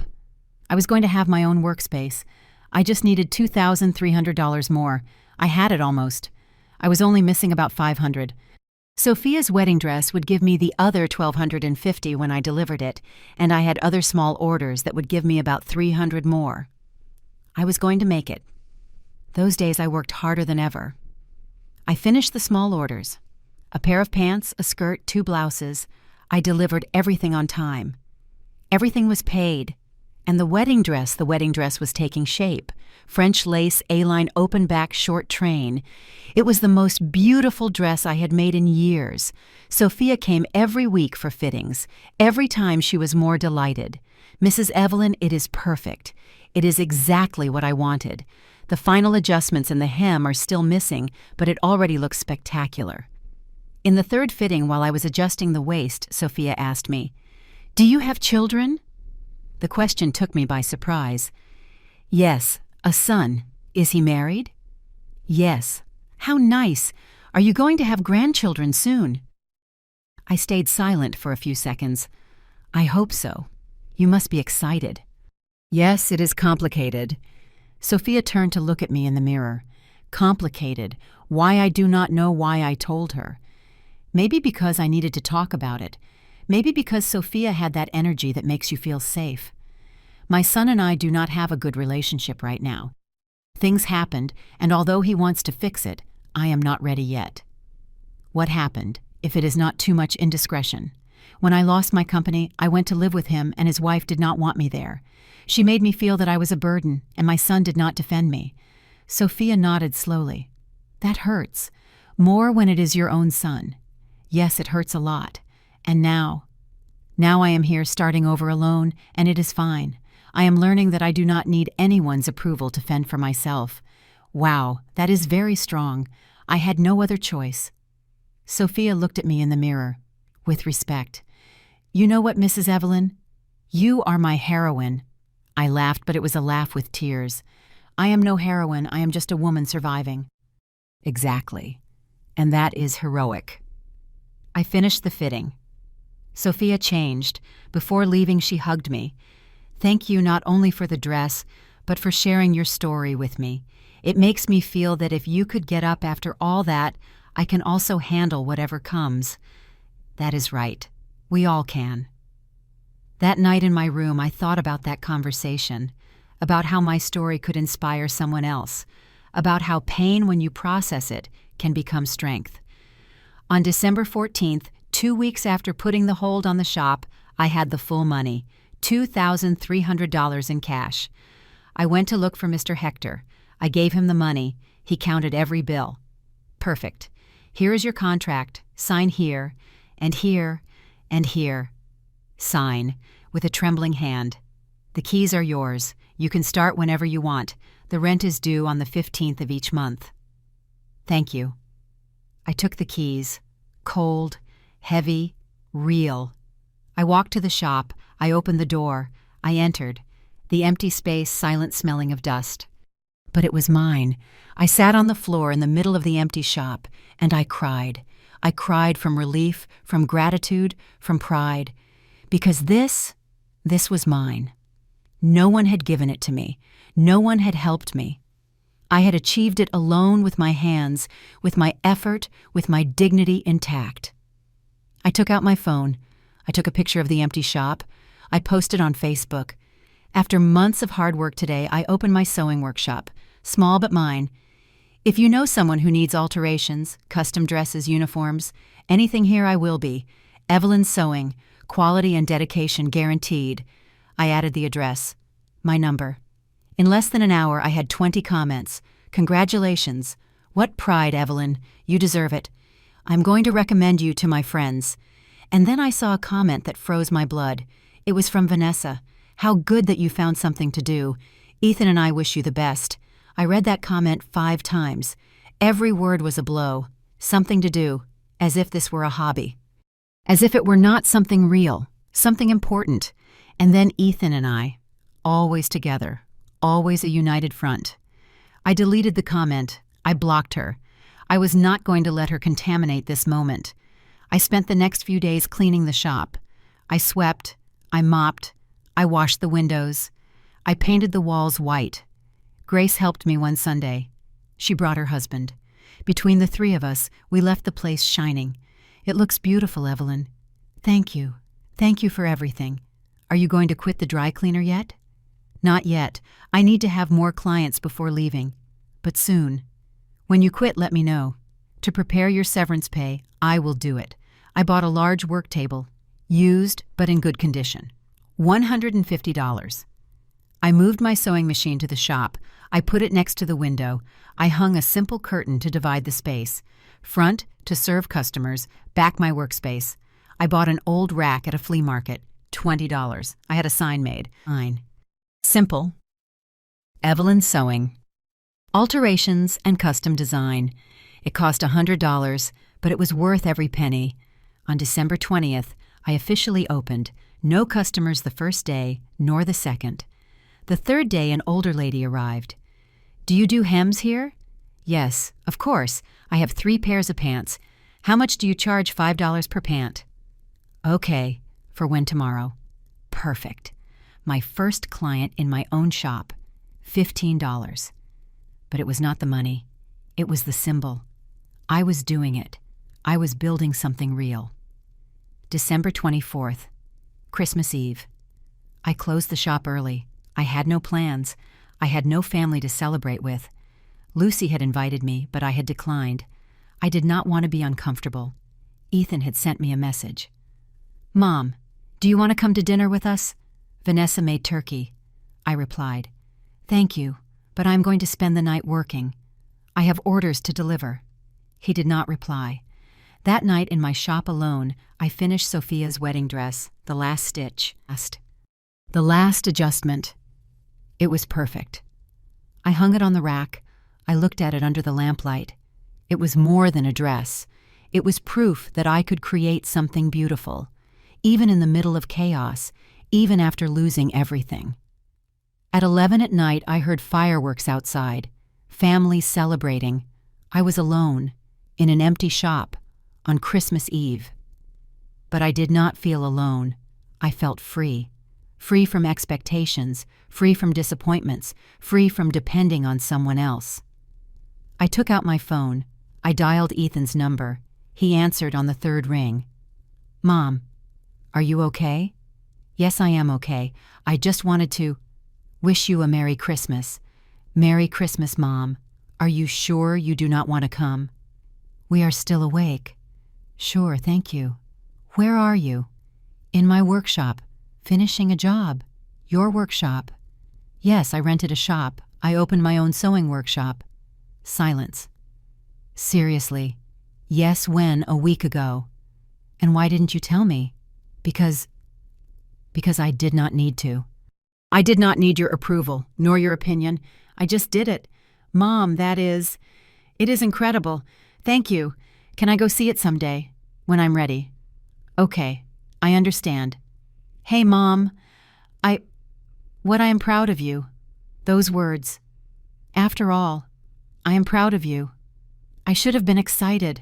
I should have cried with happiness, but I only felt empty because those words arrived late, too late. Thank you, Ethan. Take care. You too. I hung up. I sat on the floor of the shop, under the dim light, and I understood something.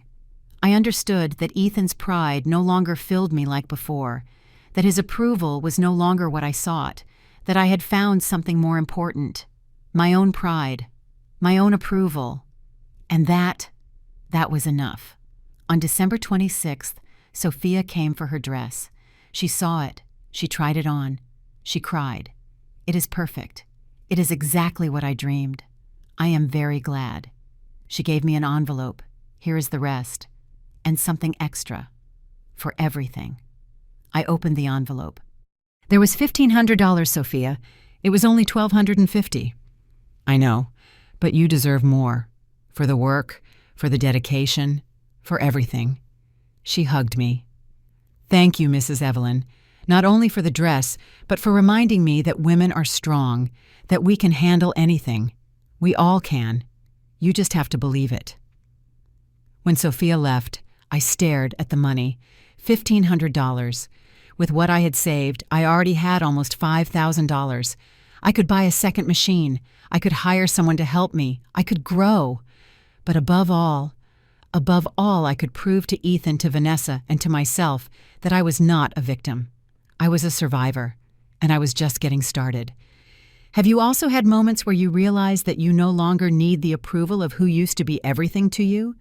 Moments where you discover that your own voice is enough? Tell me, because sometimes that is the most painful and the most liberating revelation. The new year arrived with promises. Not the empty promises people make over glasses of champagne, but real promises, commitments to myself. On January 2nd, I resigned from the dry cleaner. Grace hugged me when I gave her the news. I knew this day was going to come. It makes me very sad to lose you, but it gives me more joy to see you grow. I will not forget you. Thank you for everything. For the sewing machine. For believing in me. For everything. Go and conquer the world, Evelyn. She gave me my severance pay. $350. It was not much, but it helped. Now my time was completely mine. For the workshop. To build. The first days of January were slow. Few customers. Some people entered, asked prices, and left. But little by little, orders began to arrive. A client from Facebook came for a graduation dress. A gentleman needed to fix 5 suits. A teacher ordered 15 uniforms for her dance school. 15 uniforms. It was my biggest order so far. When do you need them? For the end of January. It is for the February festival. You will have them. She gave me an advance of $800. With that money, I bought a second sewing machine, used but functional, $450. And then I made a decision. I needed help. I could not do it all alone, not if I wanted to grow. I posted on Facebook, helper wanted for sewing workshop, basic experience necessary, responsible, dedicated, interested, send messages. I received 12 messages in 2 days. I interviewed 5 women. The last one was named Patricia. She was 43 years old, divorced, with 2 teenage children. I have sewn all my life, from my home, but I have never worked in a formal workshop. Why do you want to work here? Because I need the money, but also because I need to get out of my house. I need to feel that I do something more than just survive. I understood her, completely. The job is Monday to Saturday, from 9 to 6. $350 a week to start. If it works, we can negotiate later. It seems perfect to me. Can you start Monday? Yes. Patricia started on January 7th. She was good, fast, careful with details, and above all, she was reliable. With her, I was able to finish the 15 uniforms on time. They were perfect. Black leotards, chiffon skirts, with the school logo embroidered.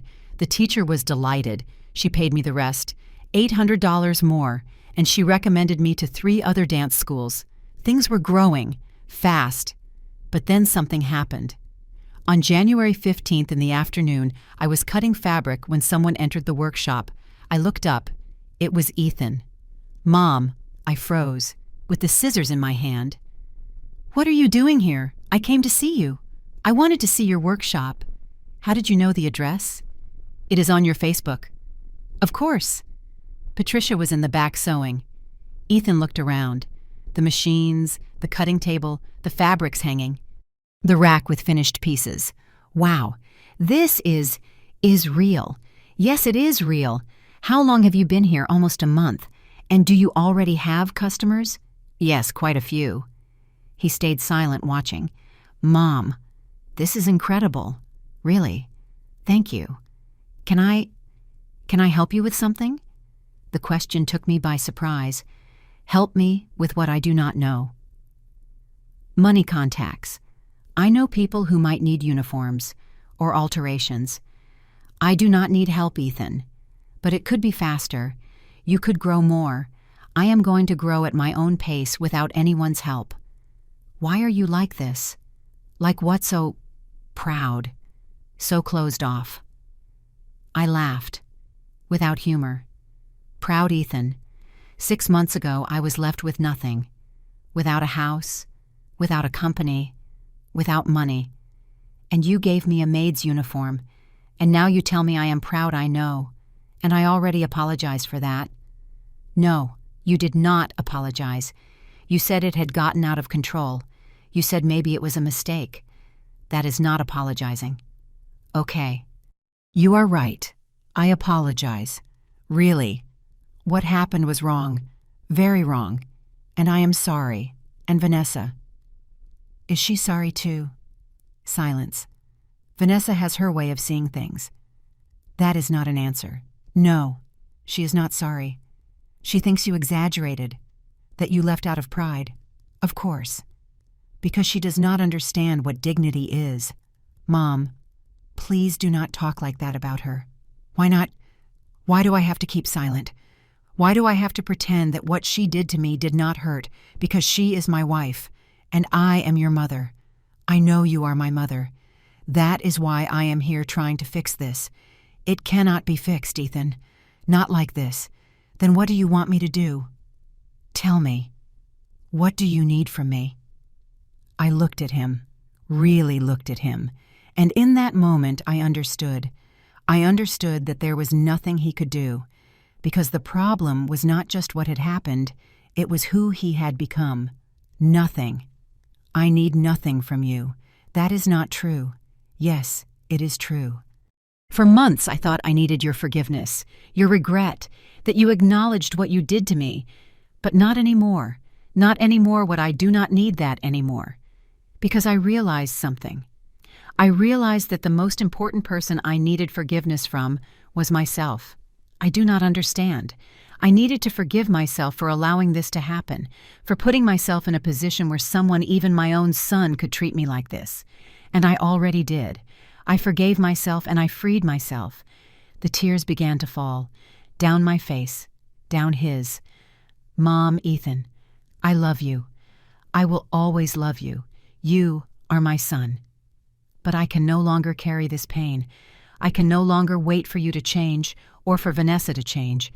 I have to move on, with or without you. Do not say that. It is the truth. Patricia came out from the back.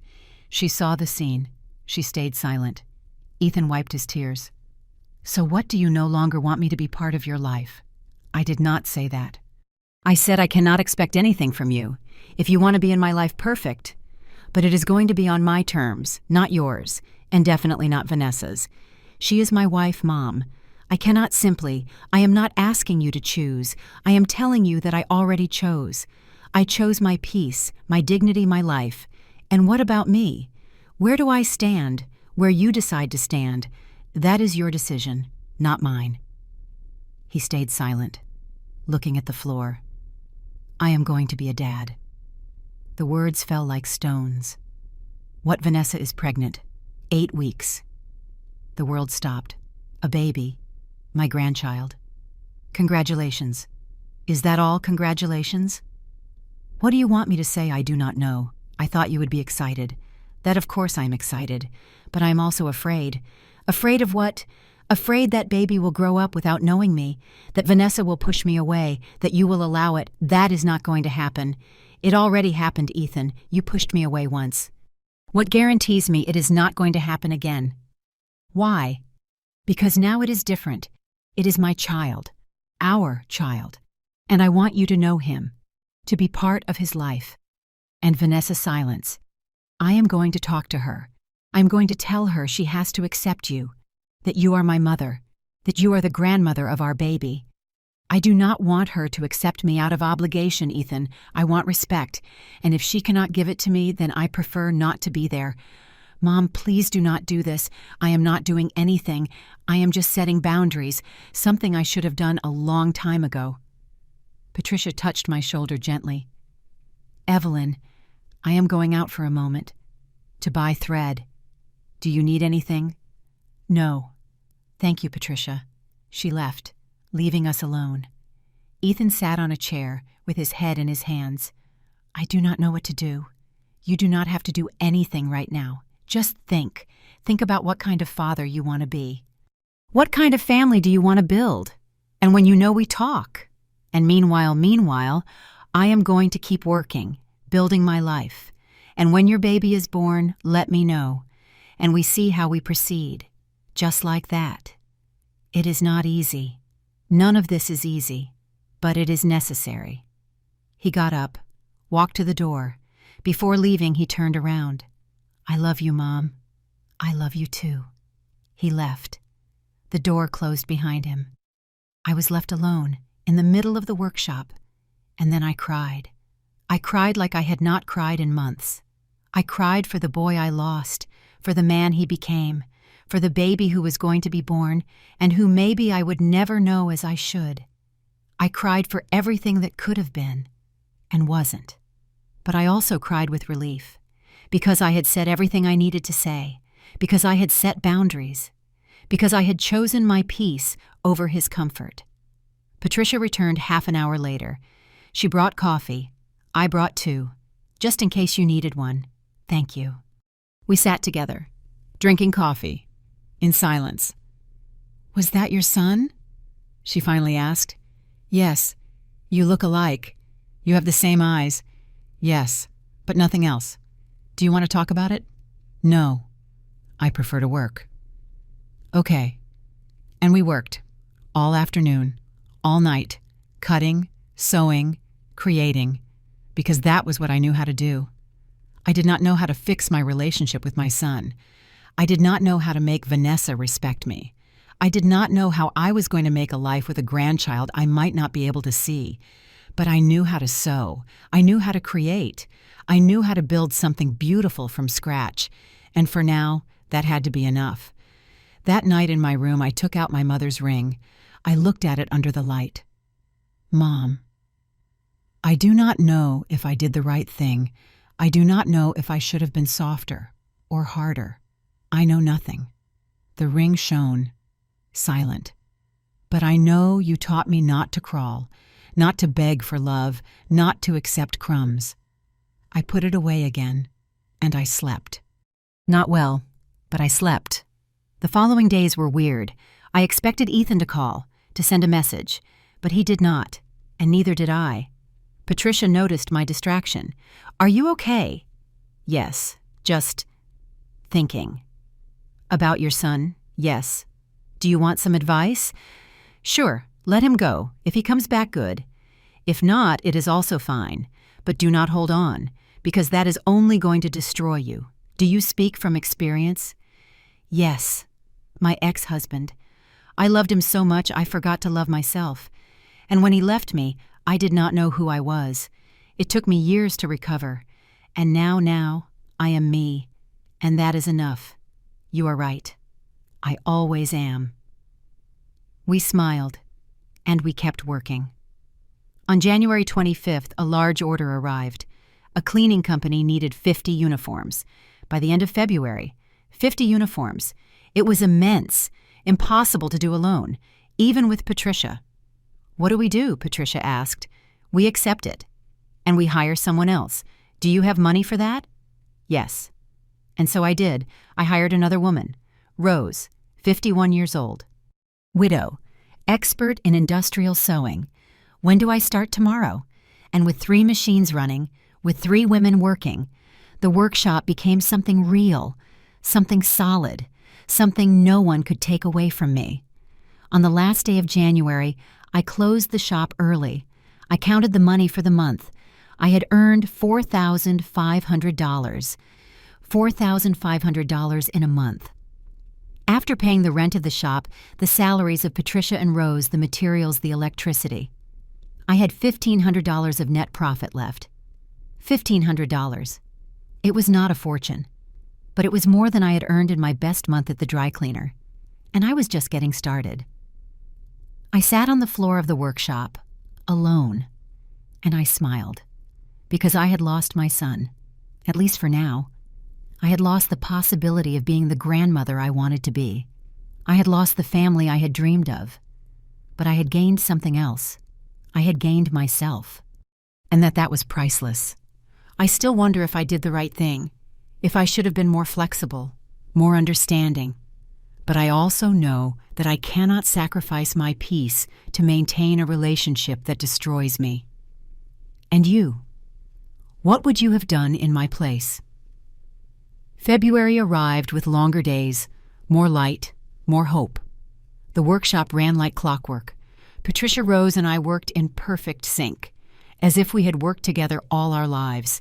The 50 uniforms for the cleaning company were ready on February 20th, 5 days earlier than promised. The manager came to pick them up. He checked them one by one. "Excellent work, Mrs. Evelyn.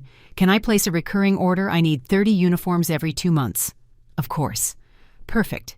I will send you the contract next week." A recurring contract. That meant stable income, predictable, real. Patricia and Rose were excited. "This is going to grow, Evelyn." "I know. This is just beginning." "Yes, it is just beginning." That week I hired a 4th person. Anna, 23 years old, fresh out of a fashion design school. No experience, but lots of talent. "I cannot pay you much, but you can learn and grow with the business. It is perfect. I am not looking for money right now. I am looking for experience." Then welcome. With 4 machines running, with 4 women working, the workshop felt alive. It felt like a home. One day in mid-February, I was cutting patterns when a young woman entered, maybe 30 years old, pregnant, about 6 months. "Excuse me, do you make maternity clothes here? I have never done it, but I can try. It is just that I cannot find anything I like. Everything is very ugly or very expensive. Sit down. Tell me what you need." Her name was Andrea. She was expecting her first baby, a girl. "I want comfortable dresses, but that look good that do not look like I'm wearing a tent." I laughed. "I understand. Let's design something special just for you." I took measurements, showed her fabrics, we made sketches. "How much would it be?" $150 per dress. "If you order 3, I will give you a discount." $400 for 3. Perfect. I want them. I worked on those dresses with special care. Soft fabrics cuts that adjusted to the body without squeezing warm feminine colors. When Andrea came for them, she cried, "They are beautiful. I feel beautiful. Thank you. You are welcome. And congratulations on your baby. Thank you. I wish my mom could see her. She died 2 years ago. My heart squeezed. She will be with you always in that baby. I hope so." After she left, I kept thinking about Ethan, about his baby, about me. Was I going to meet my grandchild, or was I going to be a stranger in his life? I had not heard from Ethan in 3 weeks. Not a call, not a message. A part of me wanted to call him, ask how he was, how Vanessa was, how the pregnancy was going. But I did not do it, because if he wanted me to be part of his life, he had to prove it, with actions, not words. On February 25th, my 60th birthday, no one remembered. Lucy did not call. Ethan did not call, no one. But Patricia did remember. "Today is your birthday, right? How did you know? You told me a month ago unintentionally, and I wrote it down." "Yes, today I turned 60. "Well, we have to celebrate." "No, I prefer to work. None of that." At 6 in the afternoon, when I closed the workshop, Patricia, Rose, and Anna surprised me. They had bought a small cake, candles, sodas. "Happy birthday, Evelyn." I sang with them, blew out the candles, and cried because these women who had barely known me for weeks had remembered. And my son, my own son, did not. That night in my room I received a message. It was from Ethan. "Mom, can we talk?" I took 10 minutes to answer. "Yes, about what?" "Can I go see you tomorrow at the workshop?" "Okay, at 5. The next day passed slowly. Patricia noticed my nervousness. "Are you okay?" "My son is coming to see me, and is that good or bad?" "I do not know yet." At 5 o'clock sharp, Ethan arrived. He brought flowers, a small bouquet of roses. "Happy birthday, Mom." "Sorry for not calling you yesterday." "I took the flowers. How did you know it was yesterday? I have always known. But you did not call." "I know, and I am sorry. It is just, I was thinking a lot about everything you told me. And you are right." "Right about what?" "About everything. That I have not defended you. That I have let Vanessa treat you badly. That I have been a coward." I sat down. He sat in front of me. "And what are you going to do about it?" "I talked to Vanessa. I told her things have to change. That you are my mother. That you are going to be the grandmother of our baby, and that she has to respect you." "And what did she say?" "She got angry, a lot. She said I always defend you, that I am never on her side." "And what did you tell her?" "I told her it is not about sides. It is about doing the right thing, and that the right thing is for my mother to be part of our life, without conditions, without humiliations."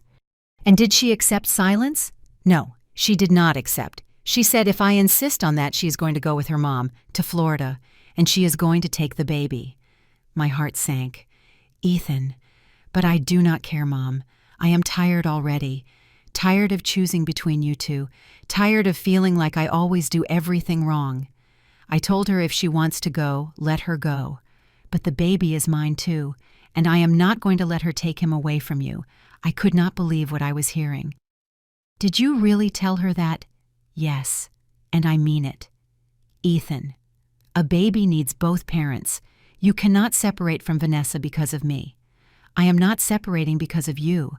I am separating because I no longer recognize the person I am when I am with her.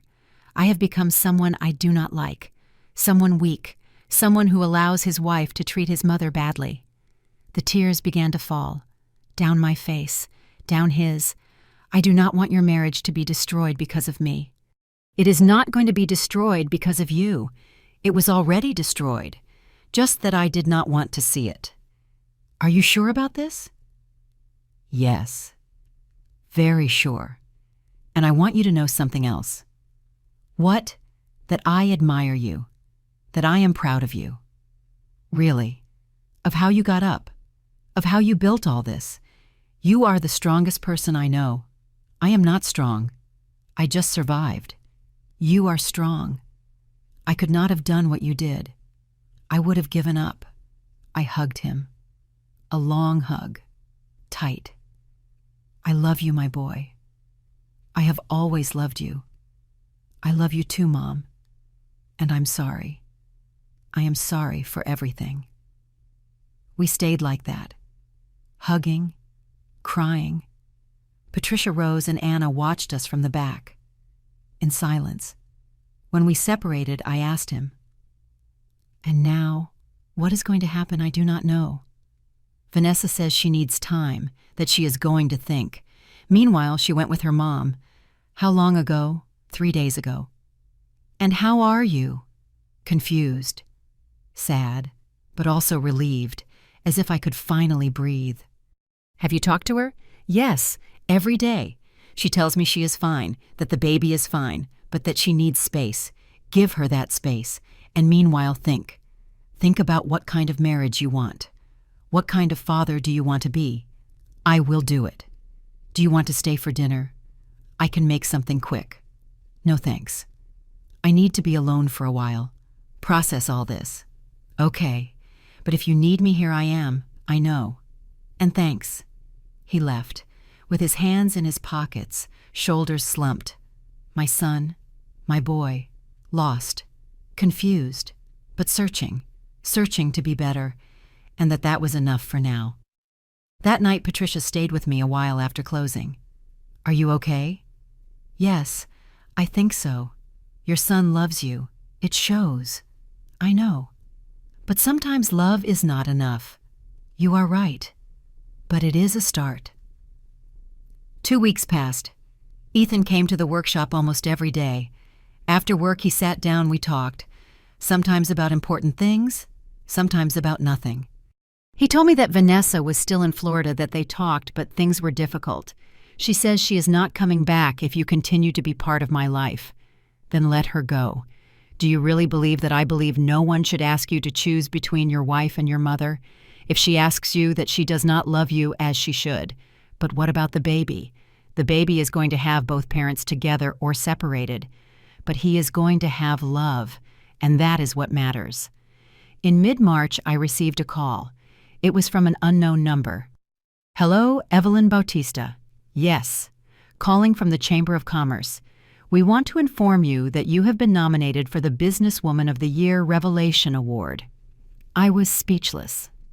Excuse me? Yes. One of your clients nominated you, Sophia Mendoza. Do you remember her? Yes. Of course. Well, she wrote a very emotional letter about your story, about how you lost your company and rebuilt it from scratch. The committee was very impressed. The ceremony is April 30th at the Grand Plaza Hotel. Can you attend? Yes, I can. Perfect. We send you the formal invitation by mail. Congratulations. I hung up. Patricia Rose and Anna looked at me. What happened? They nominated me for an award, Businesswoman of the Year Revelation. They screamed, jumped, hugged me. Evelyn, it is incredible. I do not know if I'm going to win. It does not matter. You already won with everything you have achieved.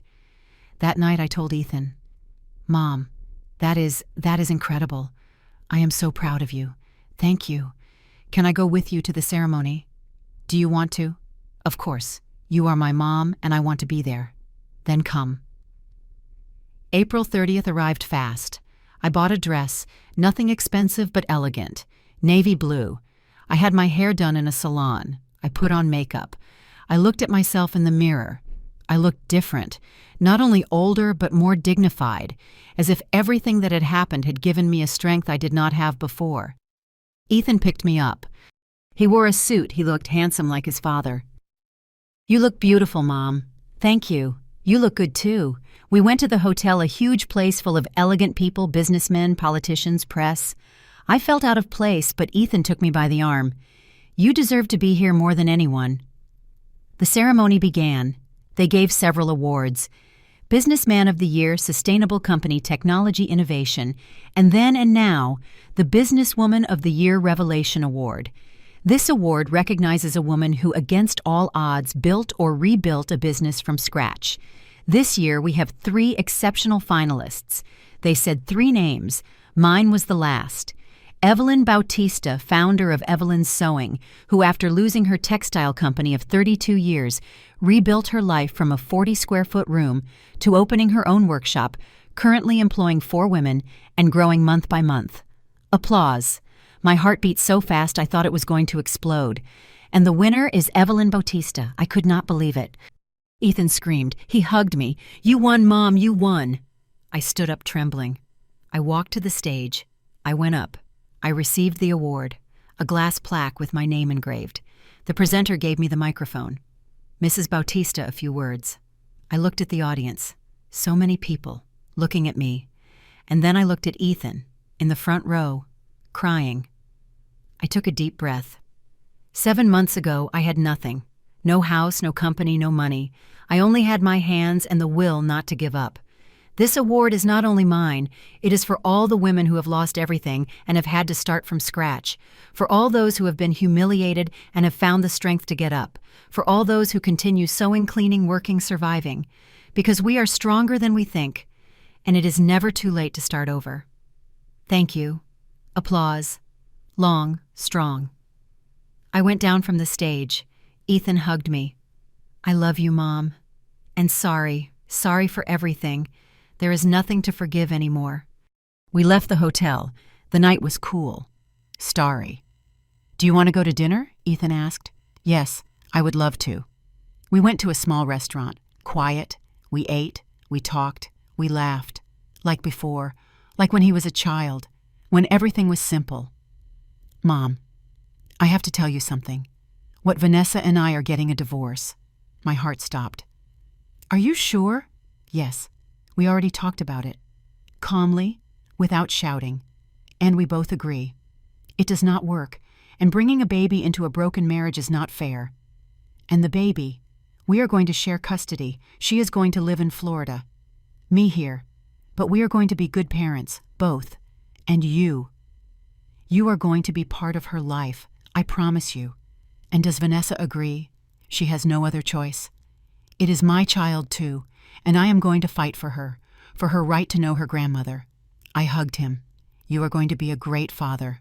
I am going to try. That night in my room, I put the award on my small table.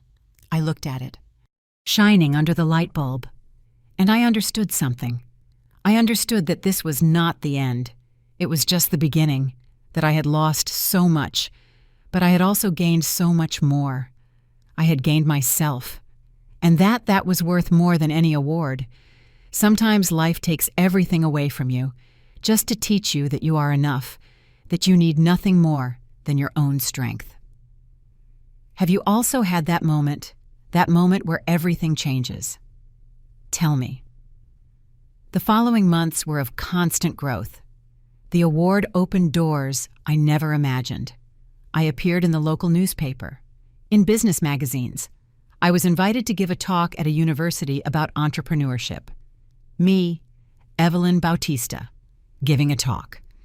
In front of 100 students who looked at me as if I were someone important. I told them my story, without filters, without makeup. I told them about the bankruptcy, about the maid's uniform, about the 40-square-foot room. And I also told them about getting up, about not giving up, about finding strength where you think there is none. At the end, a girl approached me, crying. Thank you, Mrs. Evelyn. My mom just lost her job. She has been crying for weeks, feeling useless. I'm going to tell her your story so she knows she is not alone. Tell her she is not alone, never, and that she can start over, as many times as necessary. The business kept growing. In May, I hired 2 more people. In June, 3 others. We were already 9 people working in the workshop, 9 women, all with stories, all surviving, all building something together. Patricia became my right hand, Rose in charge of production, Anna the head designer, and I became something I never thought I would be again. A leader, but not like before, not with the pressure of having everything under control, of being perfect, but with the humility of someone who has fallen and has gotten up and knows that one can always fall again. In June, Ethan called me. Mom, she is born. It is a girl. My heart skipped a beat. How is she perfect? 7 pounds, black hair, huge eyes, and Vanessa good, tired, but good. What is her name? Elena. Elena Evelyn. My voice broke. Did they name her after me? Yes, it was my idea. And Vanessa accepted. Thank you. Thank you, my love. Can you come meet her tomorrow? At the hospital. Is Vanessa okay with it? Yes, we talked. And she wants to start over. With you. With everything, really, yes. She says that the pregnancy gave her time to think, to understand many things, and that she wants Elena to have her grandmother in her life. Okay. Tomorrow I go.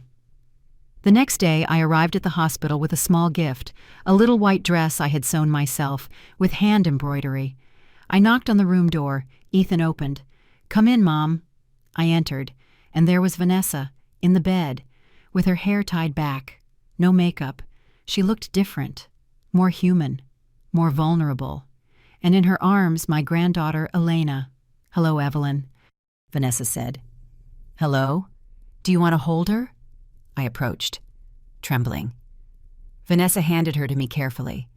The baby was perfect, small, warm, with that wrinkled little face all newborns have, and when she opened her eyes, I saw Ethan. I saw my husband. I saw my mother. I saw my family. The tears fell uncontrollably. Hello, Elena, I am your grandma.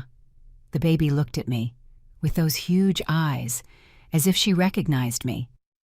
Evelyn, I need to tell you something. I looked up. Vanessa was looking at me. Serious. I owe you an apology. A big one. Vanessa, No. Let me speak. What I did to you. The uniform, everything. It was very wrong. Very wrong. And I have no excuse. I was angry with my life, with my decisions, and I took it out on you. And I am sorry, really. Why were you angry? Because I also lost things. I lost my dad when I was 15, and my mom married 3 more times, and I never felt important to her. I was always a burden.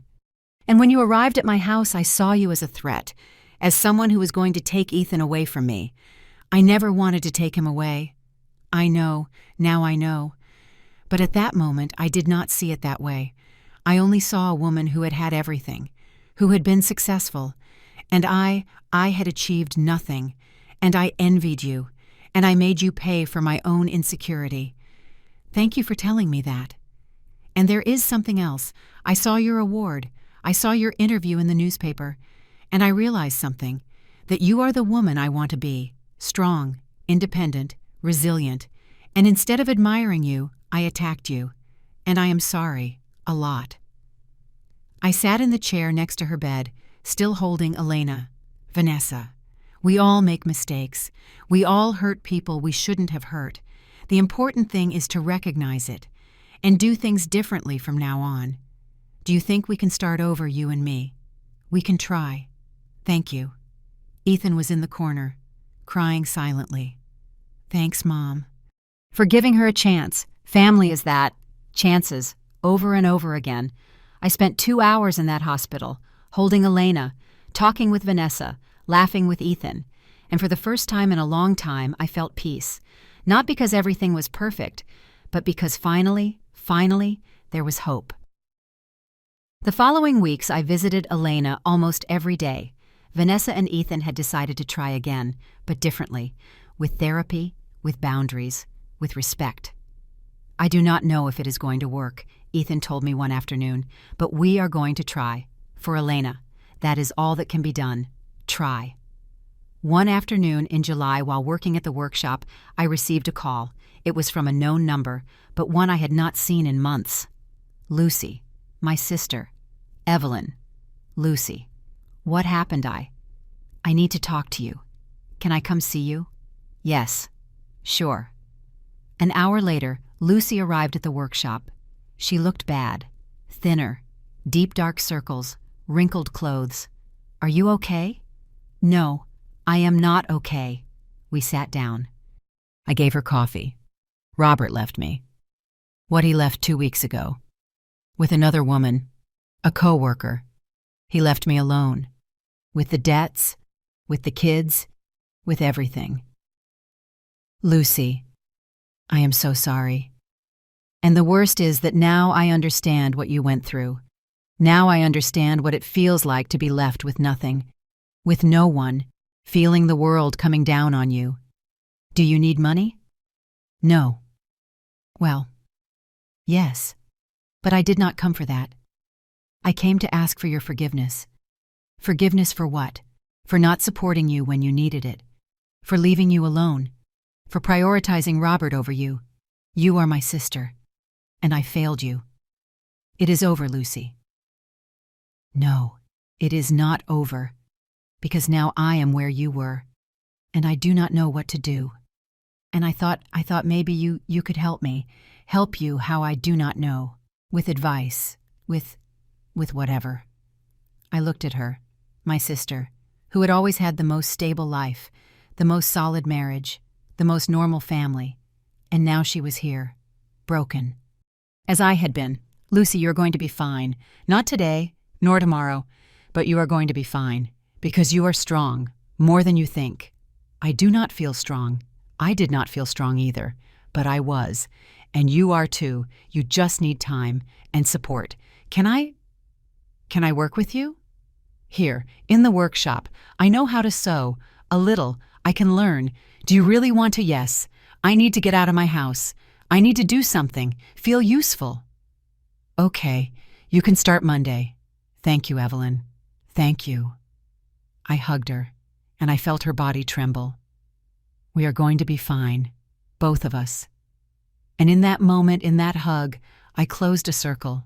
the circle of the sister who had not been there when I needed her, but who now needed me, and I could give her what she did not give me: support, compassion, an extended hand, not for revenge, not to make her feel bad, but because that is how karma works, not as punishment, but as teaching. In August, the workshop continued to grow. We had fulfilled contracts with 6 different companies. We had a 3-month waiting list for custom dresses. Patricia suggested something. "Evelyn, we need a bigger space." "I know, but this shop is already too small for us. We are 10 people, and we barely fit. We need something bigger, with better ventilation, more light." "You are right." That week I started looking, and I found a perfect place, twice as big as the current one, with 2 bathrooms, with a huge backspace for storage, with parking. The rent was $1,800 a month. It was a lot, but I could pay it. I signed the contract. We moved in September. On moving day, the whole team helped. Lucy, Patricia, Rose, Anna, everyone. We carried machines, tables, fabrics, racks, and when everything was installed in the new space, we stood watching. "Look at this," I said. "Look what we built." "What you built," Patricia said. "No, what we built together, all of us." That night, after everyone left, I stayed alone in the new workshop. I walked through the space, touching the machines, the tables, the clean walls, and I thought about the whole journey, from that 40-square-foot room to here. I took out my phone. I dialed Ethan's number. "Mom." "Hello, my love. Can you come? I want you to see the new workshop. I am on my way." Half an hour later, Ethan arrived, with Elena in his arms. "Wow, Mom, this is incredible." "Right. It is huge. How many people work here now?" 10, including your Aunt Lucy. Lucy works here. Yes, for 2 months now. And how is that going?" "Good. She is learning, and she is healing, as I healed." Ethan handed me Elena. "I want my daughter to grow up knowing her grandmother's story. I want her to know her grandmother lost everything, and recovered it, and built something beautiful. And I want her to know she can do the same as many times as necessary." "Exactly." I held Elena. I walked her around the workshop. I showed her the machines, the fabrics. "Look, Elena, all this is because your grandma did not give up, and you are not going to give up either. Never. Because warrior blood runs in your veins." The baby looked at me with those huge eyes and smiled, a tiny smile, but real. "She loves you," Ethan said, "and I love her with all my heart." That night in my new apartment, because yes, I had already rented a real apartment with my own kitchen and bathroom, I sat on the sofa. I took out my mother's ring. "Mom, I did it. Not as I planned, not as I dreamed, but I did it. I have my business, I have my dignity, I have my granddaughter, and I have peace." The ring shone, and I could swear I heard her voice. "I always knew you would make it, daughter." One day in October, I received an unexpected message. It was from Vanessa. "Evelyn, can you come for coffee? I need to talk to you." I hesitated, but I replied, "Yes, when tomorrow, at 11, at the Tuscan Cafe." The next day, I arrived on time. Vanessa was already there. She looked nervous. "Thank you for coming. What is wrong?" "Is Elena okay?" "Yes, she is perfect. It is about something else." "What?" "My mom is sick. Cancer, advanced stage. Doctors say she has maybe 6 months left. I am so sorry. And I do not know what to do. Because my relationship with her was always complicated, as it was with you at the beginning. And now that she is dying, I want to fix things. But I do not know how. Are you asking me for advice?" "Yes, because you forgave unforgivable things, and I need to know how you did it. It was not easy, and it was not fast. But I understood something.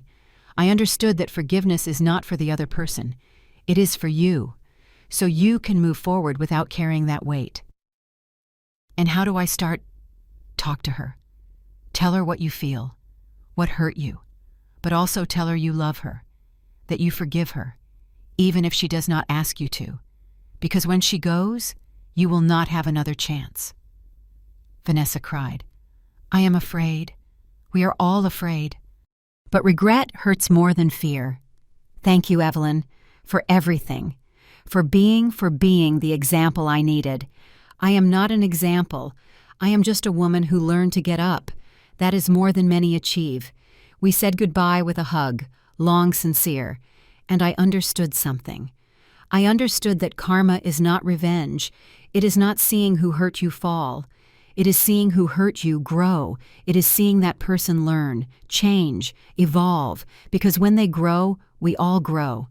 In November, 6 months after receiving the award, I was called by a TV network. Mrs. Bautista, we want to do a report on your story, a 30-minute special. Are you interested? I do not know. For what? To inspire other women, to show that one can start over. Okay, I accept.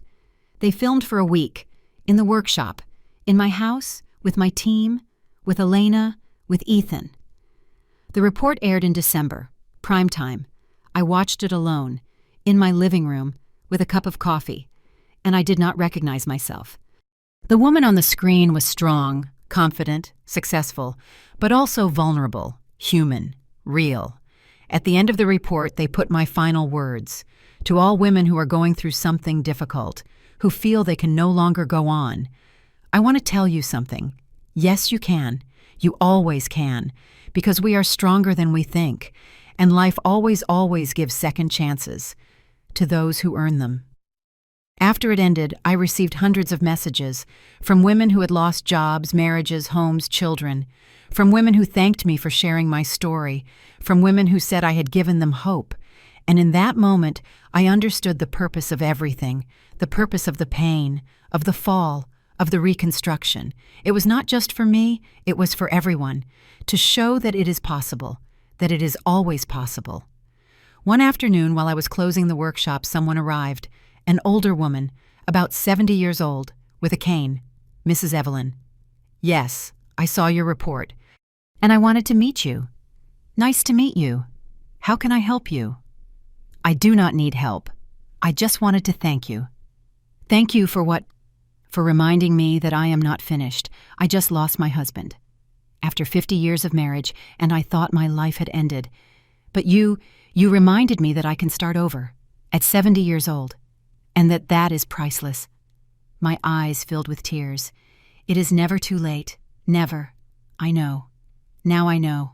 Thank you. She left, with her cane, but with her shoulders straighter, and I stayed there, at the door of the workshop, watching the street, watching my life.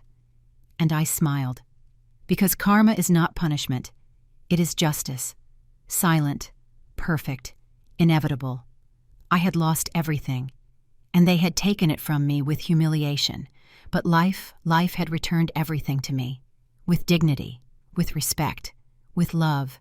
And to those who hurt me, life taught them, not with revenge, but with lessons that only time can teach, and that was enough. Someone once called me crazy, proud, dramatic, and for a long time those words hurt me, but now I understand that life always collects its debts, not with revenge, but with truth. Vanessa learned, Ethan grew, and I found myself. Have you seen how life balances things? How karma is not punishment, but teaching? Tell me, today as I write this, 2 years have passed since that afternoon of the uniform. 2 years. It seems like an eternity, and it also seems like yesterday. My workshop now has 20 employees. We just signed a contract with a hotel chain for uniforms for all their staff. Patricia is now my partner. Rose has her own design line within the workshop. Anna won a Young Design Award, and Lucy is in charge of training.